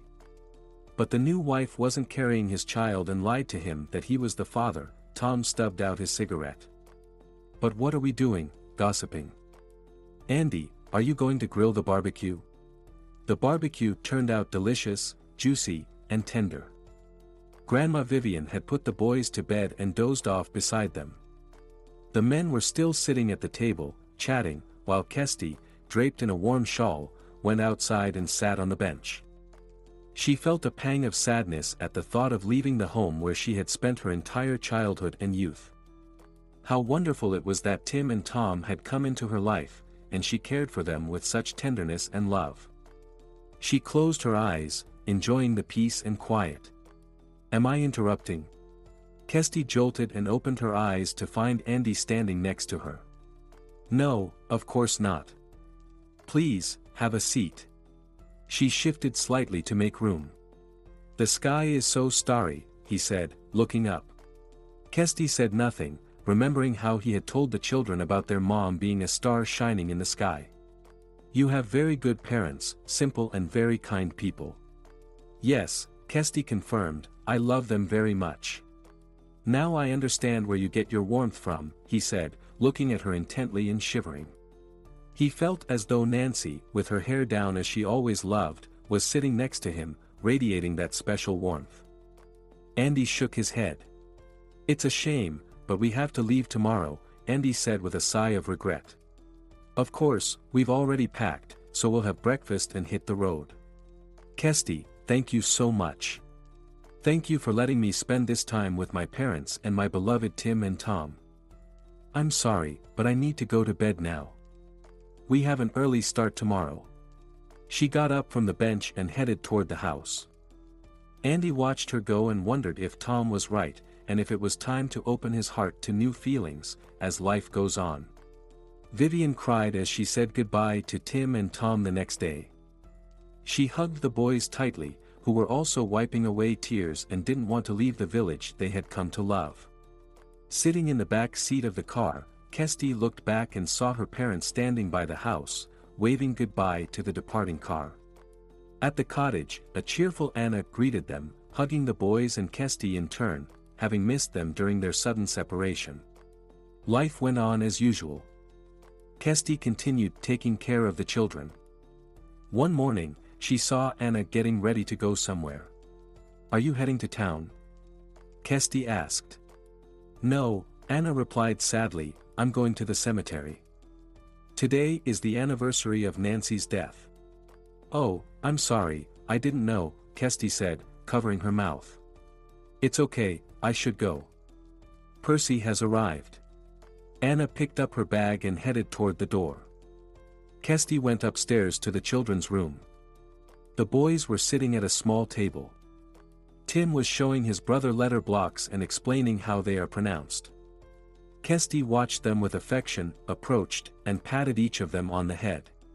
"Kirsty, I'm teaching Tom to read," Tim said, turning to her. "He'll be going to school soon, just like me." "Of course," Kirsty agreed, "and you'll help him with his homework." Tim looked proudly at his younger brother. "Tim, you already know how to read, right? Please, read us a book with Tom, and we'll listen." The boy took a book from the shelf and began to read, carefully pronouncing the words. Kirsty and Tom sat on the bed, listening intently. Tom snuggled up to Kirsty, who embraced him and held him close. In the evening, after putting the children to bed, Kirsty, as usual, went downstairs and entered Anna's room. Anna was sitting in a chair, holding a photo of Nancy. Come in, Kirsty," Anna said. She set the photo on the nightstand. "I've been sitting here, reminiscing about my girl. I spent a long time at the cemetery today, by her grave, talking about how we live, about her little boys, how good their nanny is, and how much she loves them. Kirsty lowered her eyes, feeling embarrassed. You know, Anna continued, it seemed to me that Nancy in the photo on the gravestone was smiling at me. I used to leave the cemetery with a heavy heart, but today I felt somehow lighter. We planted a white lilac by Nancy's grave because she loved it so much. While I was sitting there, a little bird landed on the lilac branch and sang so joyfully. Maybe it was Nancy's soul singing because everything is okay with us. That's quite possible, Kirsty nodded. I've read that after death, a person's soul sees their loved ones and tries to help them in some way, either by coming in dreams or sending signs. Nancy never comes to me in dreams, Anna sighed heavily, maybe to avoid upsetting me. But Andy said that Nancy sometimes comes to him. He says she always appears in white, with her hair down, entering his bedroom but never crossing the threshold. She just stands there, looking at him. A few times, Andy got out of bed and went to her, trying to embrace her, but he only embraced emptiness. He's never sure if it was a dream or reality. I've noticed that the next day, he always seems off, sad, and quiet. I feel so sorry for him. They say time heals, but it doesn't seem to be the case for us. Wishing Anna good night, Kirsty went upstairs and entered the children's room. The boys were sound asleep. Kirsty adjusted their blankets, stood by their side for a moment, listening to their sleepy breathing, and then headed to her own room. She approached the window, drew the curtain aside, and looked at the starry sky. Finding the brightest star shining above, Kirsty addressed it. Nancy, I'm so sorry that you left this world so young. Don't worry, your sons are doing well. They love and remember you. Your husband Andy misses you dearly and Anna always keeps you in her thoughts. Tears streamed down Kirsty's cheeks. She felt deeply sorry for the beautiful woman Nancy. Suddenly, she thought the star she was talking to had brightened, as if responding to Kirsty, saying she could hear her.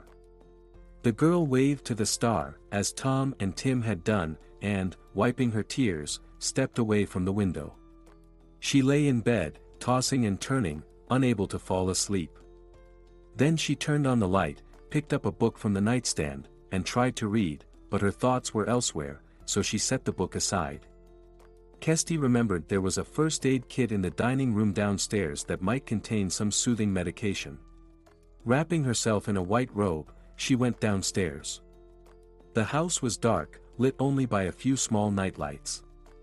Kirsty opened the door to the dining room, which was illuminated only by moonlight coming through the window, and froze in the doorway.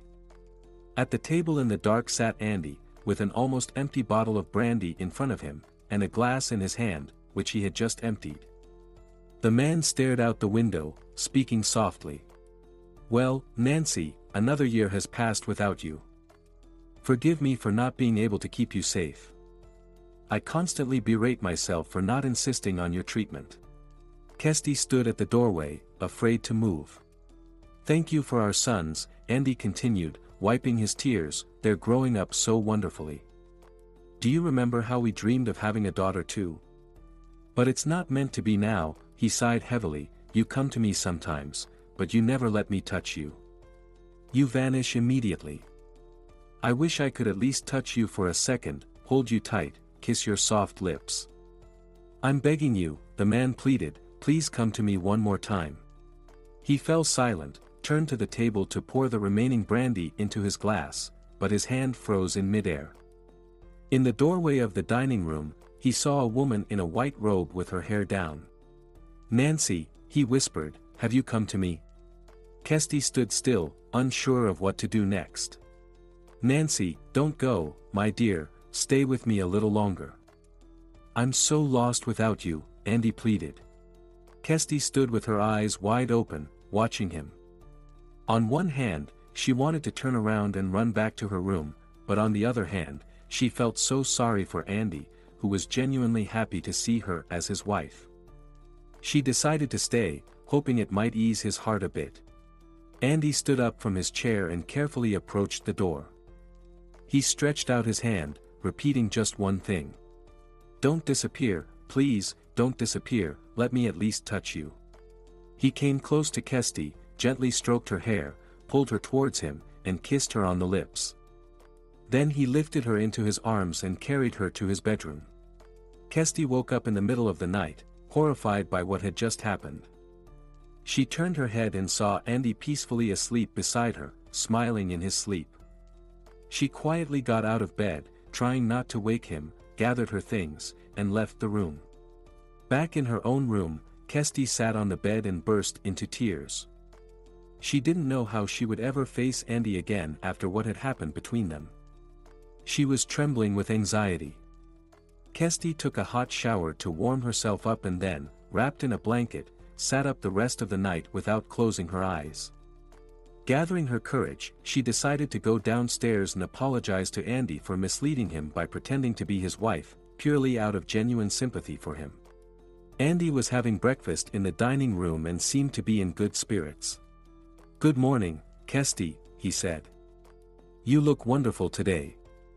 Please, sit down and have some coffee with me." Kirsty looked at him and realized that Andy didn't remember what had happened between them last night. Apparently, he had been so drunk that he didn't realize his actions. "No, thank you," Kirsty said, backing away. "I usually have breakfast with the boys. I should go check if they're awake."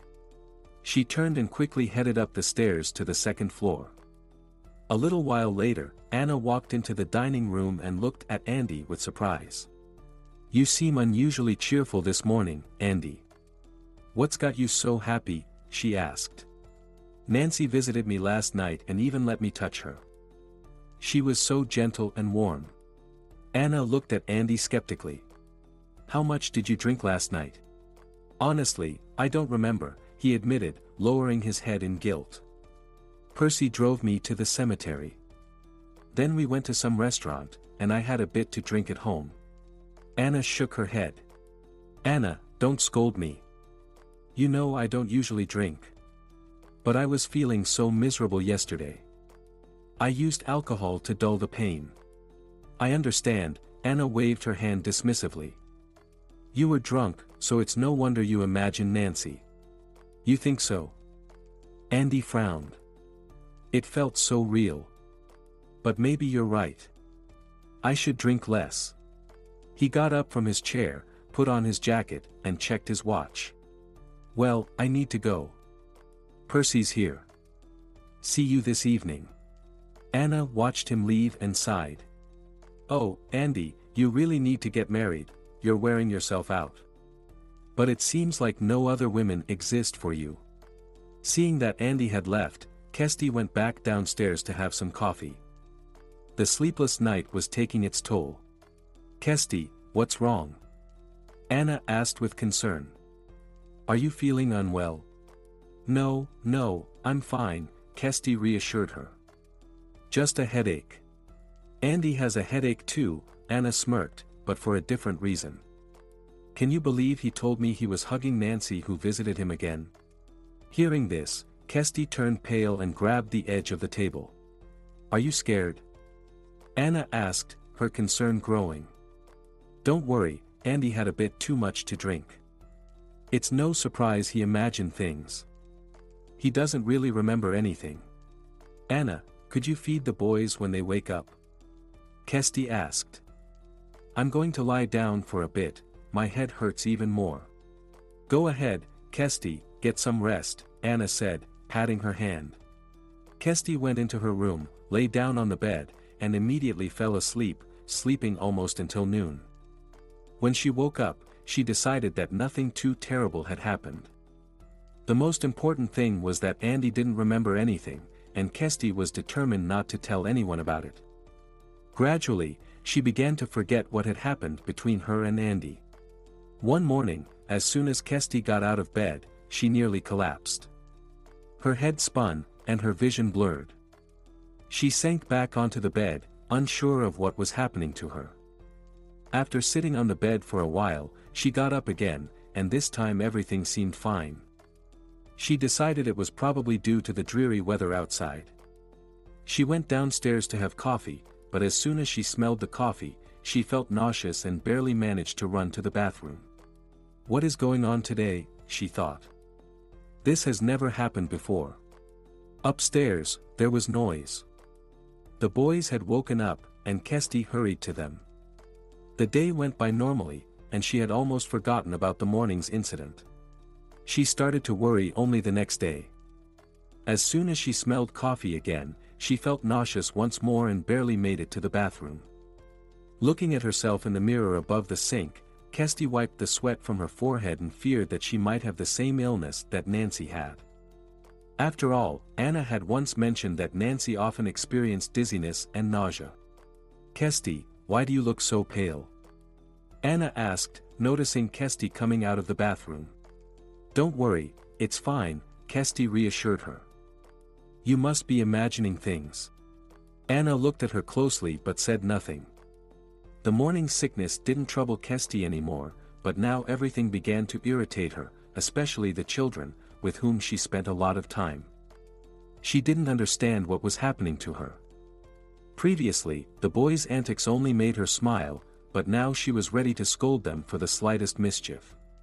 Kirsty tried to control her emotions as best she could, but the boys noticed that their nanny was much stricter and no longer participated in their games as before. Sometimes, however, she was overcome with such tenderness towards them that she constantly hugged them, kissing their heads. Even her food preferences changed.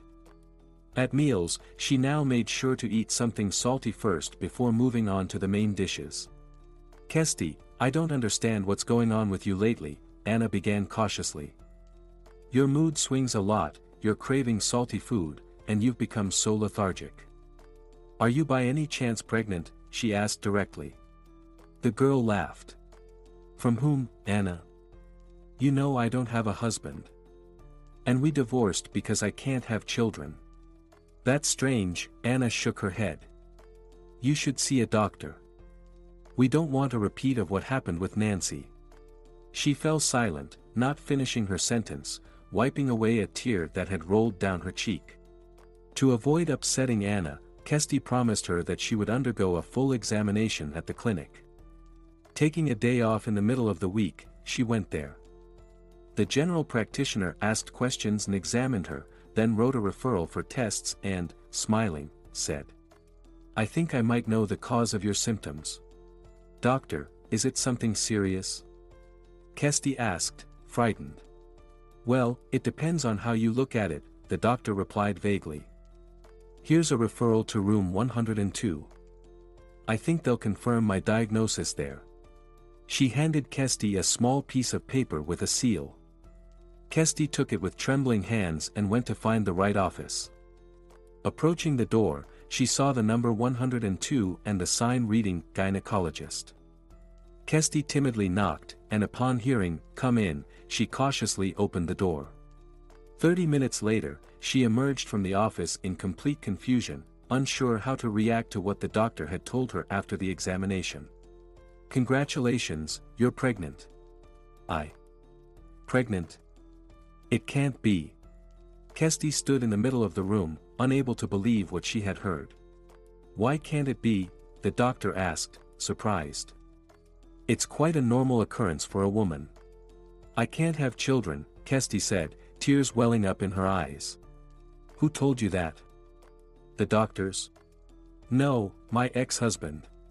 "Ah, your husband," the doctor laughed. "No, dear, you are indeed pregnant. By the way," the doctor frowned, "do you want to keep the baby or keep it?" "Of course, keep it." Kirsty interrupted. "I've dreamed about this for so long." "Well, good for you. I'll write you a referral for the necessary tests and give you the appropriate recommendations." Kirsty sat on a bench outside the hospital, unable to believe what had happened. She was going to have a baby. After years of waiting, hoping, and disappointment, she would finally become a mother. But what about Tim and Tom? Kirsty wondered. "I won't be able to continue working as a nanny. It's a shame to part with them," she wiped a tear away. "I've grown so attached to them. And they to me. What should I do?" Kirsty couldn't find answers to these questions yet. She got up from the bench and headed toward the bus stop. While on the bus, she decided that the most important thing now was to see Tim off to first grade, as she had promised him she would be there for this important day. After that, she would figure out what to do next. For now, she decided not to tell anyone about her pregnancy. "Kesty, what did the doctor say?" a worried Anna met her at the door. "Nothing serious." Kesty smiled, "just a bit of overwork." "Maybe you should ask Andy for a leave of absence," suggested Anna. "Go somewhere and rest." "Great idea," Kesty agreed. "As soon as Tim starts school, I'll think about taking a vacation." "Let's go, I'll make you some herbal tea," Anna said. "You must be hungry too." After lunch, Kesty went up to her room, looked at herself in the mirror from all sides, and gently stroked her stomach, which was still completely unnoticeable. "You're my little one, only mine. No one will know who your father is, but I'm very grateful to him for the happiness that will soon be mine."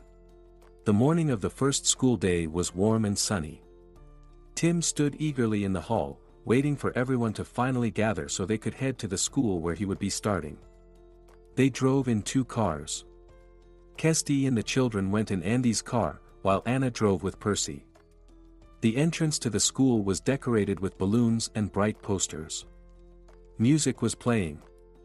The first graders clung to their parents, curiously looking around, while the older students joyfully reunited, having missed each other during the summer break. The school principal addressed everyone through the microphone, congratulating them on the new school year. The atmosphere was festive and solemn. Kesty and Anna stood with teary eyes, admiring Tim, their first grader, who stood with a serious expression on his face. The first graders, led by their teacher, climbed the steps to the school entrance and headed to their very first lesson. Before entering the building, Tim looked back and waved at his family and Nanny. Kesty's heart ached with joy and sadness simultaneously.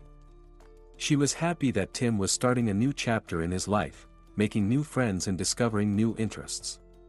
But she was also saddened by the fact that soon, very soon, she would have to say goodbye to Tim and Tom, whom she had grown to love deeply. Percy drove them home while Andy went to work. Kesty gazed out the car window, contemplating how unfair life could be. Why was it always necessary to make difficult choices? As time passed, Kesty found it increasingly hard to bring herself to tell Andy about her resignation, even though each day it became more challenging to perform her duties as a nanny. Thankfully, Tim was at school for the first half of the day, but Tom also demanded her full attention. Kesty was constantly feeling sleepy and wished she could just lie in bed. Her stomach had started to grow, and she tried to hide it by wearing loose clothing. "Kesty, did I notice correctly, or have you gained weight?" Anna asked directly when Kesty came into her room that evening. Kesty lowered her head, realizing it was pointless to hide her condition any longer. "I'm expecting a baby," she said quietly. "A baby? What baby?" Anna asked, confused. "I'm expecting my baby." Kesty still didn't lift her eyes. "You're pregnant?" Anna asked, astonished. "Yes," Kesty replied briefly. "And I suspected it from the start," Anna said irritably. "But you deceived me, saying it was just ordinary overwork." Kesty sank into a chair and started crying. Anna looked at her helplessly, then approached and gently stroked Kesty's hair. "Why are you crying? It's wonderful that you're going to be a mother. You've wanted this for so long." "Yes, I've wanted it," Kesty sobbed, "but now I'll have to leave this house and part with everyone." "Well, what can we do?" Anna shrugged. "The most important thing now is for you to think about the baby. And you can always come to visit us, we'll be very happy to see you," she hugged Kesty. "By the way, has the baby's father heard the news?" Kesty pulled away and looked at Anna with fear. "No," she answered quickly, "he doesn't know anything. This is my baby, only mine." Kesty began to nervously pace the room. "Calm down," Anna said, guiding Kesty back to the chair. "Of course, it's your baby. But the father should probably know about its existence." "Why?" "He already has children, and besides, he loves another woman." I'm completely irrelevant to him. Well, Anna sighed, it's okay. You'll manage with the baby on your own, and your parents will help too. I just don't know how to tell Andy about my resignation. He'll probably be upset that he'll have to find a new nanny again. Kesty looked sadly at Anna. Don't worry, I'll talk to him. I think he'll understand. Thank you so much. Kesty finally smiled. But I don't know how to explain to the boys that they'll have a new nanny. I recommend being honest with them. They're very smart and like to be spoken to like adults. Just don't disappear suddenly, it might scare them, and they might think you're leaving them like their mom Nancy did. Kesty stood up from the chair and embraced the woman. She was deeply grateful for the support and advice, which were crucial in her current situation. The next evening, Andy invited Kesty into his office. Anna told me everything, he said, looking directly at Kesty. I must congratulate you, but to be honest, I can't say I'm thrilled about this news. Kesty stood silently, her eyes cast down. In this situation, he continued, I won't keep you. I just have one request. Please stay on until I find a new nanny. Of course, Kesty said, I'll stay with the children as long as needed. Don't worry. She left the office, her legs trembling, but she was relieved that the conversation was over and she no longer had to hide her condition. As soon as the door closed behind Kesty, Andy went to the window and looked out at the yard. It was autumn. The grass was withered, the trees were shedding their leaves, and a sense of melancholy settled over him. But why was such a wonderful woman like Kesty leaving his home? When she first started working here, she had mentioned that she wasn't married. How did it come to pass that she was pregnant? Yet, why was he even pondering this? Kesty was young and beautiful, and of course, she had her own life. He still struggled to look at other women without comparing them to Nancy. But Kesty was so much like his wife, kind, tender, and she treated his sons as if they were her own. He sat at his desk, cradling his head in his hands. Only now was he beginning to realize how much he cared for Kesty. Her father had been right, he needed to open his heart and let go of the past. His heart was open now, but it was too late. As the saying goes, we don't cherish what we have until it's gone. Why had it taken him so long to understand this, only when it was too late to change anything? In frustration and helplessness, Andy swept the papers off his desk, scattering them all over the floor. Kesty decided to talk to the boys the next day. After waiting for Tim to return from school, she fed them lunch, and they all went up to the playroom together. She sat the boys down on their chairs and, gathering her courage, said, "You're growing up, so I want to talk to you like grown-ups," she said tenderly, looking at the brothers. "I want to let you know that you'll have a new nanny soon. We're getting 2 nannies." Tim frowned. "No, you'll have 1 nanny. But it won't be me, it will be someone else." "Where will you go?" Tom asked. "It turns out I'll be leaving you soon." Kesty watched the boys, observing their reactions. "Will you disappear like our mom did?" Tim sniffled, "Will you become a star too?" Seeing his brother, Tom also began wiping away tears. "Oh, don't cry, little one," she hugged him, "I won't disappear. I'm just going to have a baby, and I need to take care of it." The boys stopped crying and stared at Kesty. "But I will always love you and will even come to visit," she reassured them, struggling to hold back her own tears. "You'll come to visit us with your baby?" Tim asked, surprised. "Yes," Kesty said, "and we'll all play together like before." "Not right away, of course, but when the baby is a bit older." "That's a long wait," Tim sighed. "Well, you've grown up quickly. Look, you're already in school. Soon Tom will start school too," she patted the boys on the head, "maybe you can come visit us too." "Deal." "Great," the children cheered, "we'll visit each other." 2 weeks later, Kesty stood in the hallway, saying goodbye to the people who had become so dear to her. Tim and Tom cried, hugging their beloved nanny Kesty, and she wiped their tears and said, "Don't cry, my dears. I love you very much and always will." But the boys continued to cling to her, their tears flowing. "We'll see each other soon," she promised, vowing to visit the boys she had grown so attached to. The new nanny, Julia, hugged the boys and led them to the playroom. On the stairs, Tim and Tom stopped, waving to Kesty and sending air kisses. "Looks like Julia is liked by the kids," Anna said, glancing at the stairs and speaking to Kesty. "Yes," Kesty agreed, "I like her too. She's kind and calm. She has 2 grandchildren, although they live far away, in another country, and she misses them very much. So I think she won't mistreat our boys."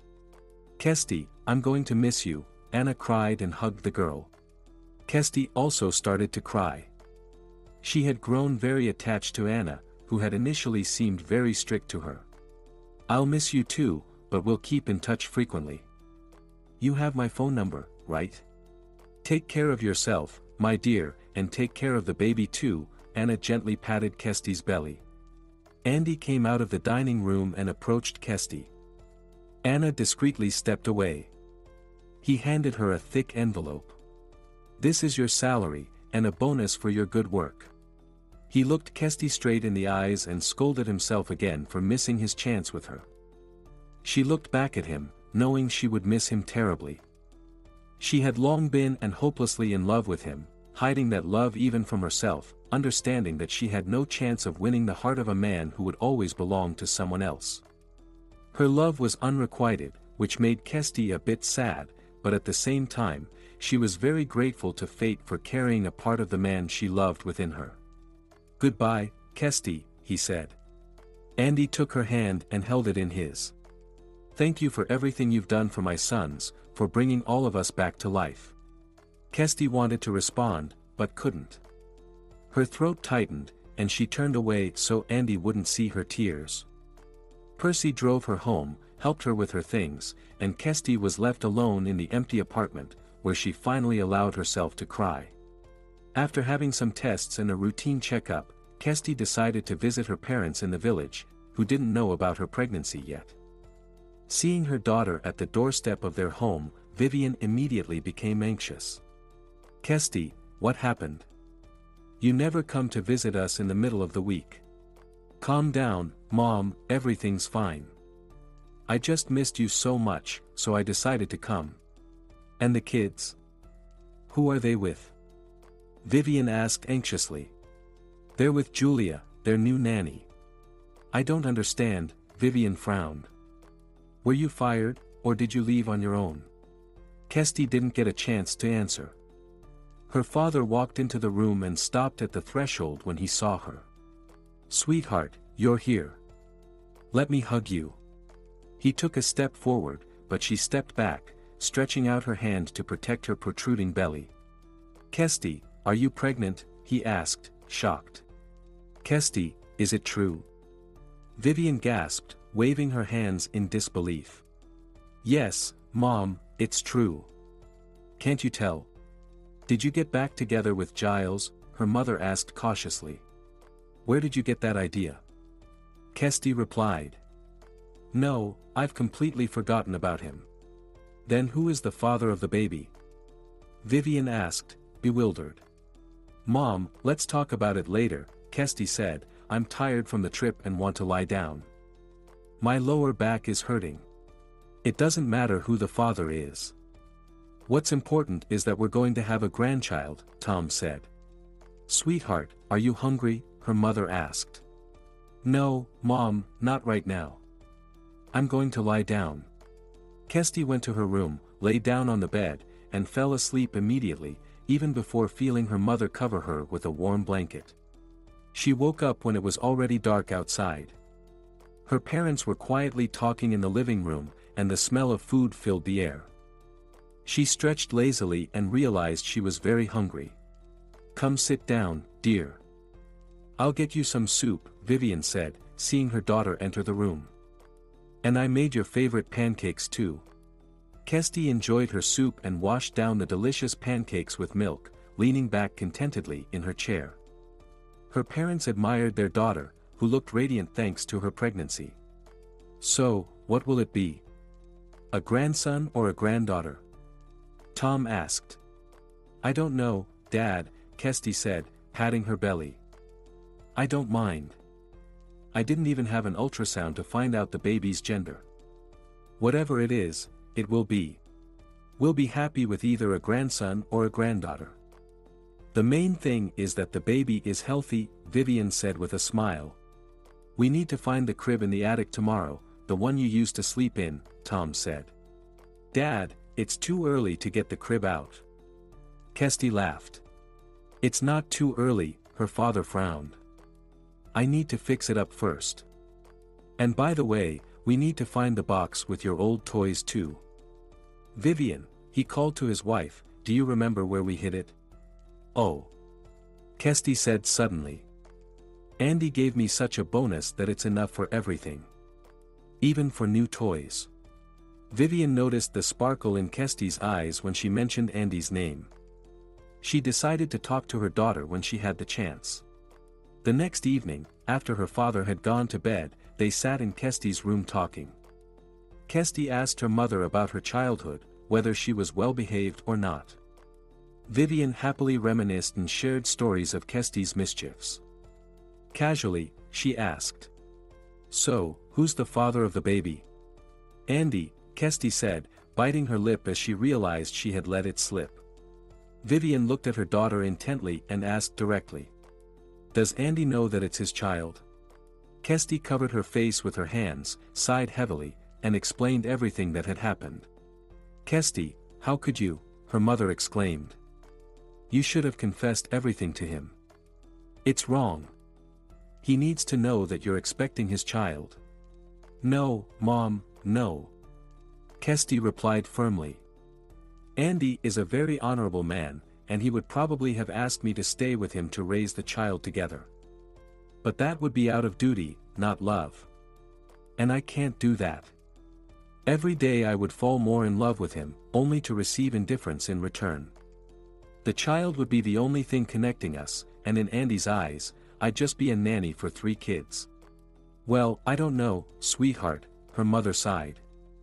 Maybe things could have worked out for the best in the future. It's impossible, Kirsty hugged her mother. I've seen how he still loves his wife. But soon I'll have a baby, which I've longed for and waited for so long. Oh, I don't know, her mother repeated. Mom, I have a favor to ask. Please don't tell anyone about what I've shared with you, not even Dad. Promise? Kirsty pleaded with her mother. All right, I promise, Vivian said with a smile. Kirsty frequently spoke with Anna, she updating her on what was happening at home.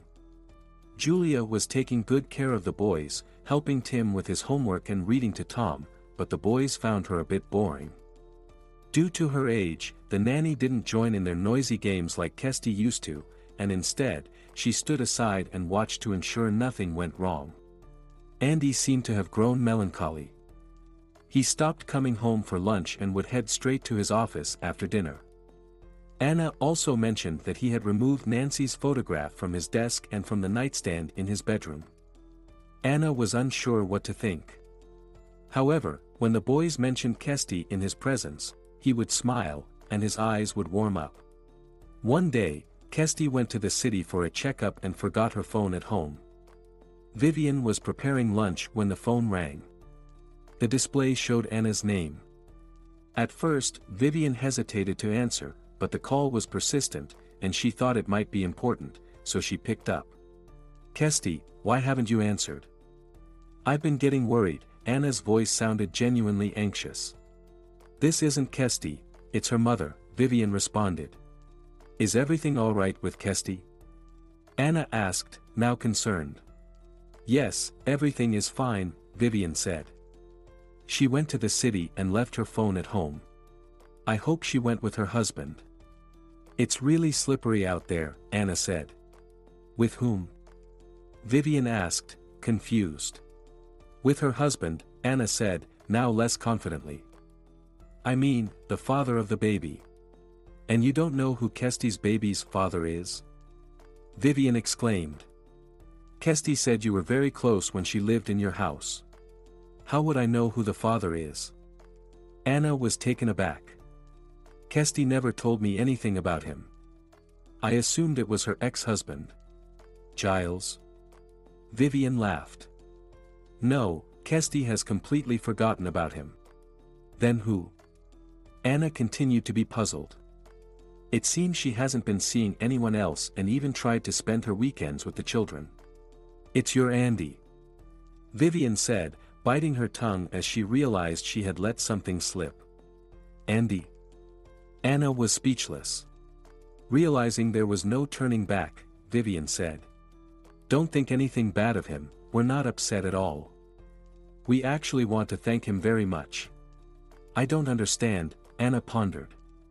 I hadn't noticed anything like that between them. Kirsty told me it happened unexpectedly. Vivian explained what her daughter had shared. So it was true. Anna gasped.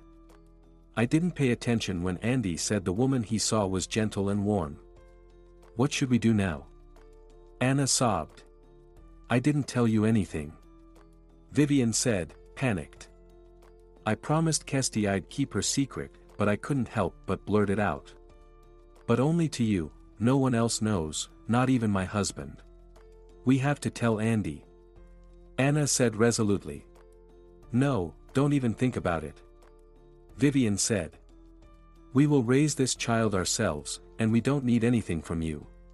Vivian ended the call and hung up. Kirsty was helping her mother prepare lunch when she heard the sound of a car pulling up to the house. Mom, I think someone's arrived, she said. Don't be silly. Who could be coming here? You must be imagining things. I'll go and check the window. As soon as Kirsty got up from the chair, the front door swung open, and Tim and Tom burst into the room, followed by Anna. Kirsty, the children shouted as they ran to her, we missed you so much. Kirsty stood in the middle of the room, unable to believe her eyes. My dear Kirsty. Anna hugged her, tears streaming down her face. I missed you so much too. The boys were already hugging Vivian and telling her that they had come to take Kirsty back home with them. How can you take Kirsty? Vivian asked, puzzled. Who's going to stop her from coming with you? Come on in. What are you standing around for? Her father's voice called from the hallway. The door opened again, and her father walked in, followed by Andy holding a large bouquet of white roses. He stopped in the doorway and silently watched Kirsty. Children, let's go. We'll take off your jackets, it's warm in the house, Vivian said, taking the children's hands and leading them to another room. Anna followed, casting a meaningful glance at Andy. I forgot my shovel in the yard, Tom said, winking at Kirsty. I'll go get it, and he stepped outside. Andy and Kirsty were left alone in the room. He handed her the bouquet, and Kirsty inhaled their delicate fragrance. Kirsty, Andy began, when you left our home, I realized how dear you were to me, and I was deeply saddened that you belonged to someone else and were even expecting a child with him. You can't imagine how happy I was when I learned from Anna that you're expecting my child and that there's no other man in your life.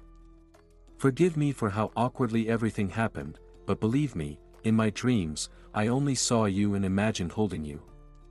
I was even afraid to admit to myself that I had fallen in love with you, but your father was right, it was time to open my heart. I opened it, and you have forever found a home in it. Kirsty, Andy knelt before her, I love you. Will you marry me? Kirsty looked at him and suddenly gasped in surprise. The baby inside her had just kicked. She clutched her belly and laughed. Well, even the baby supports his daddy, she said, then looked at Andy and softly said. I forgive you. She thought for a moment and then said. I agree to marry you. The children rushed back into the room, surrounding their father and Kirsty. Will you live with us now? They asked her. Yes, Kirsty confirmed, I'll always be with you now. Hooray, the boys cheered. Grandma Vivian. Anna. Did you hear? Kirsty is going to live with us forever. Little Tom approached Kirsty and touched her belly. Are you really going to have a baby? Your belly is so big. Maybe you should have an elephant for us instead. Everyone laughed. Vivian started setting the table, and Anna volunteered to help. Andy hugged Kirsty and said, "I hope we have a beautiful daughter who looks just like her mother. After all, we already have 2 sons, don't we?" He looked at her intently. "Yes," Kirsty replied seriously, "we have the best sons in the world, and I love them very much." The house was filled with joyful commotion. Everyone was eagerly awaiting Kirsty and the baby's return from the hospital, with Andy having gone to pick them up. The day before, Vivian and Tom had arrived from the village, and everyone was asking Anna whether the new arrival was a grandson or granddaughter. "I don't know," she replied. "Andy didn't tell me if it's a boy or a girl. He just said, everything went well, Kirsty is feeling great, and the baby is fine. And he added that there's a surprise waiting for us." Finally, a car pulled up to the porch, driven by Percy. Andy got out, holding a bundle wrapped in a blue ribbon. Everyone gathered around the happy father, admiring the sleeping baby, who was making little cooing sounds. "He looks like you, Andy," Vivian said softly. "So, what did you decide to name the boy?" Tom asked, examining his grandson. "Kirsty and I decided to name him Aaron. By the way, where's Kirsty?" the women suddenly remembered. "I'm here," came Kirsty's voice. Standing at the threshold, Kirsty also held a bundle wrapped in a pink ribbon. "So you had twins?" everyone exclaimed, staring at the delighted mother. "A boy and a girl." "Well, daughter, you've done great," Tom said, beaming with pride. Now everyone gathered around Kirsty, admiring the baby girl. "She looks just like her mother," Vivian said, her eyes filling with tears. "What will you name her?" "I've decided to name her Nancy," Kirsty replied quietly. Everyone fell silent in amazement, looking at Kirsty and Andy, who turned to her and said, "Thank you, my love, for filling my life with such light and joy. Thank you for the little angels you've given me. Thank you for the boundless love you give to our sons." Kirsty gazed tenderly at her husband and rested her head on his shoulder. Once she had dreamed of having at least 1 child, and now she had 4, 3 sons and a daughter. And beside her was a loving and beloved man. She was truly incredible.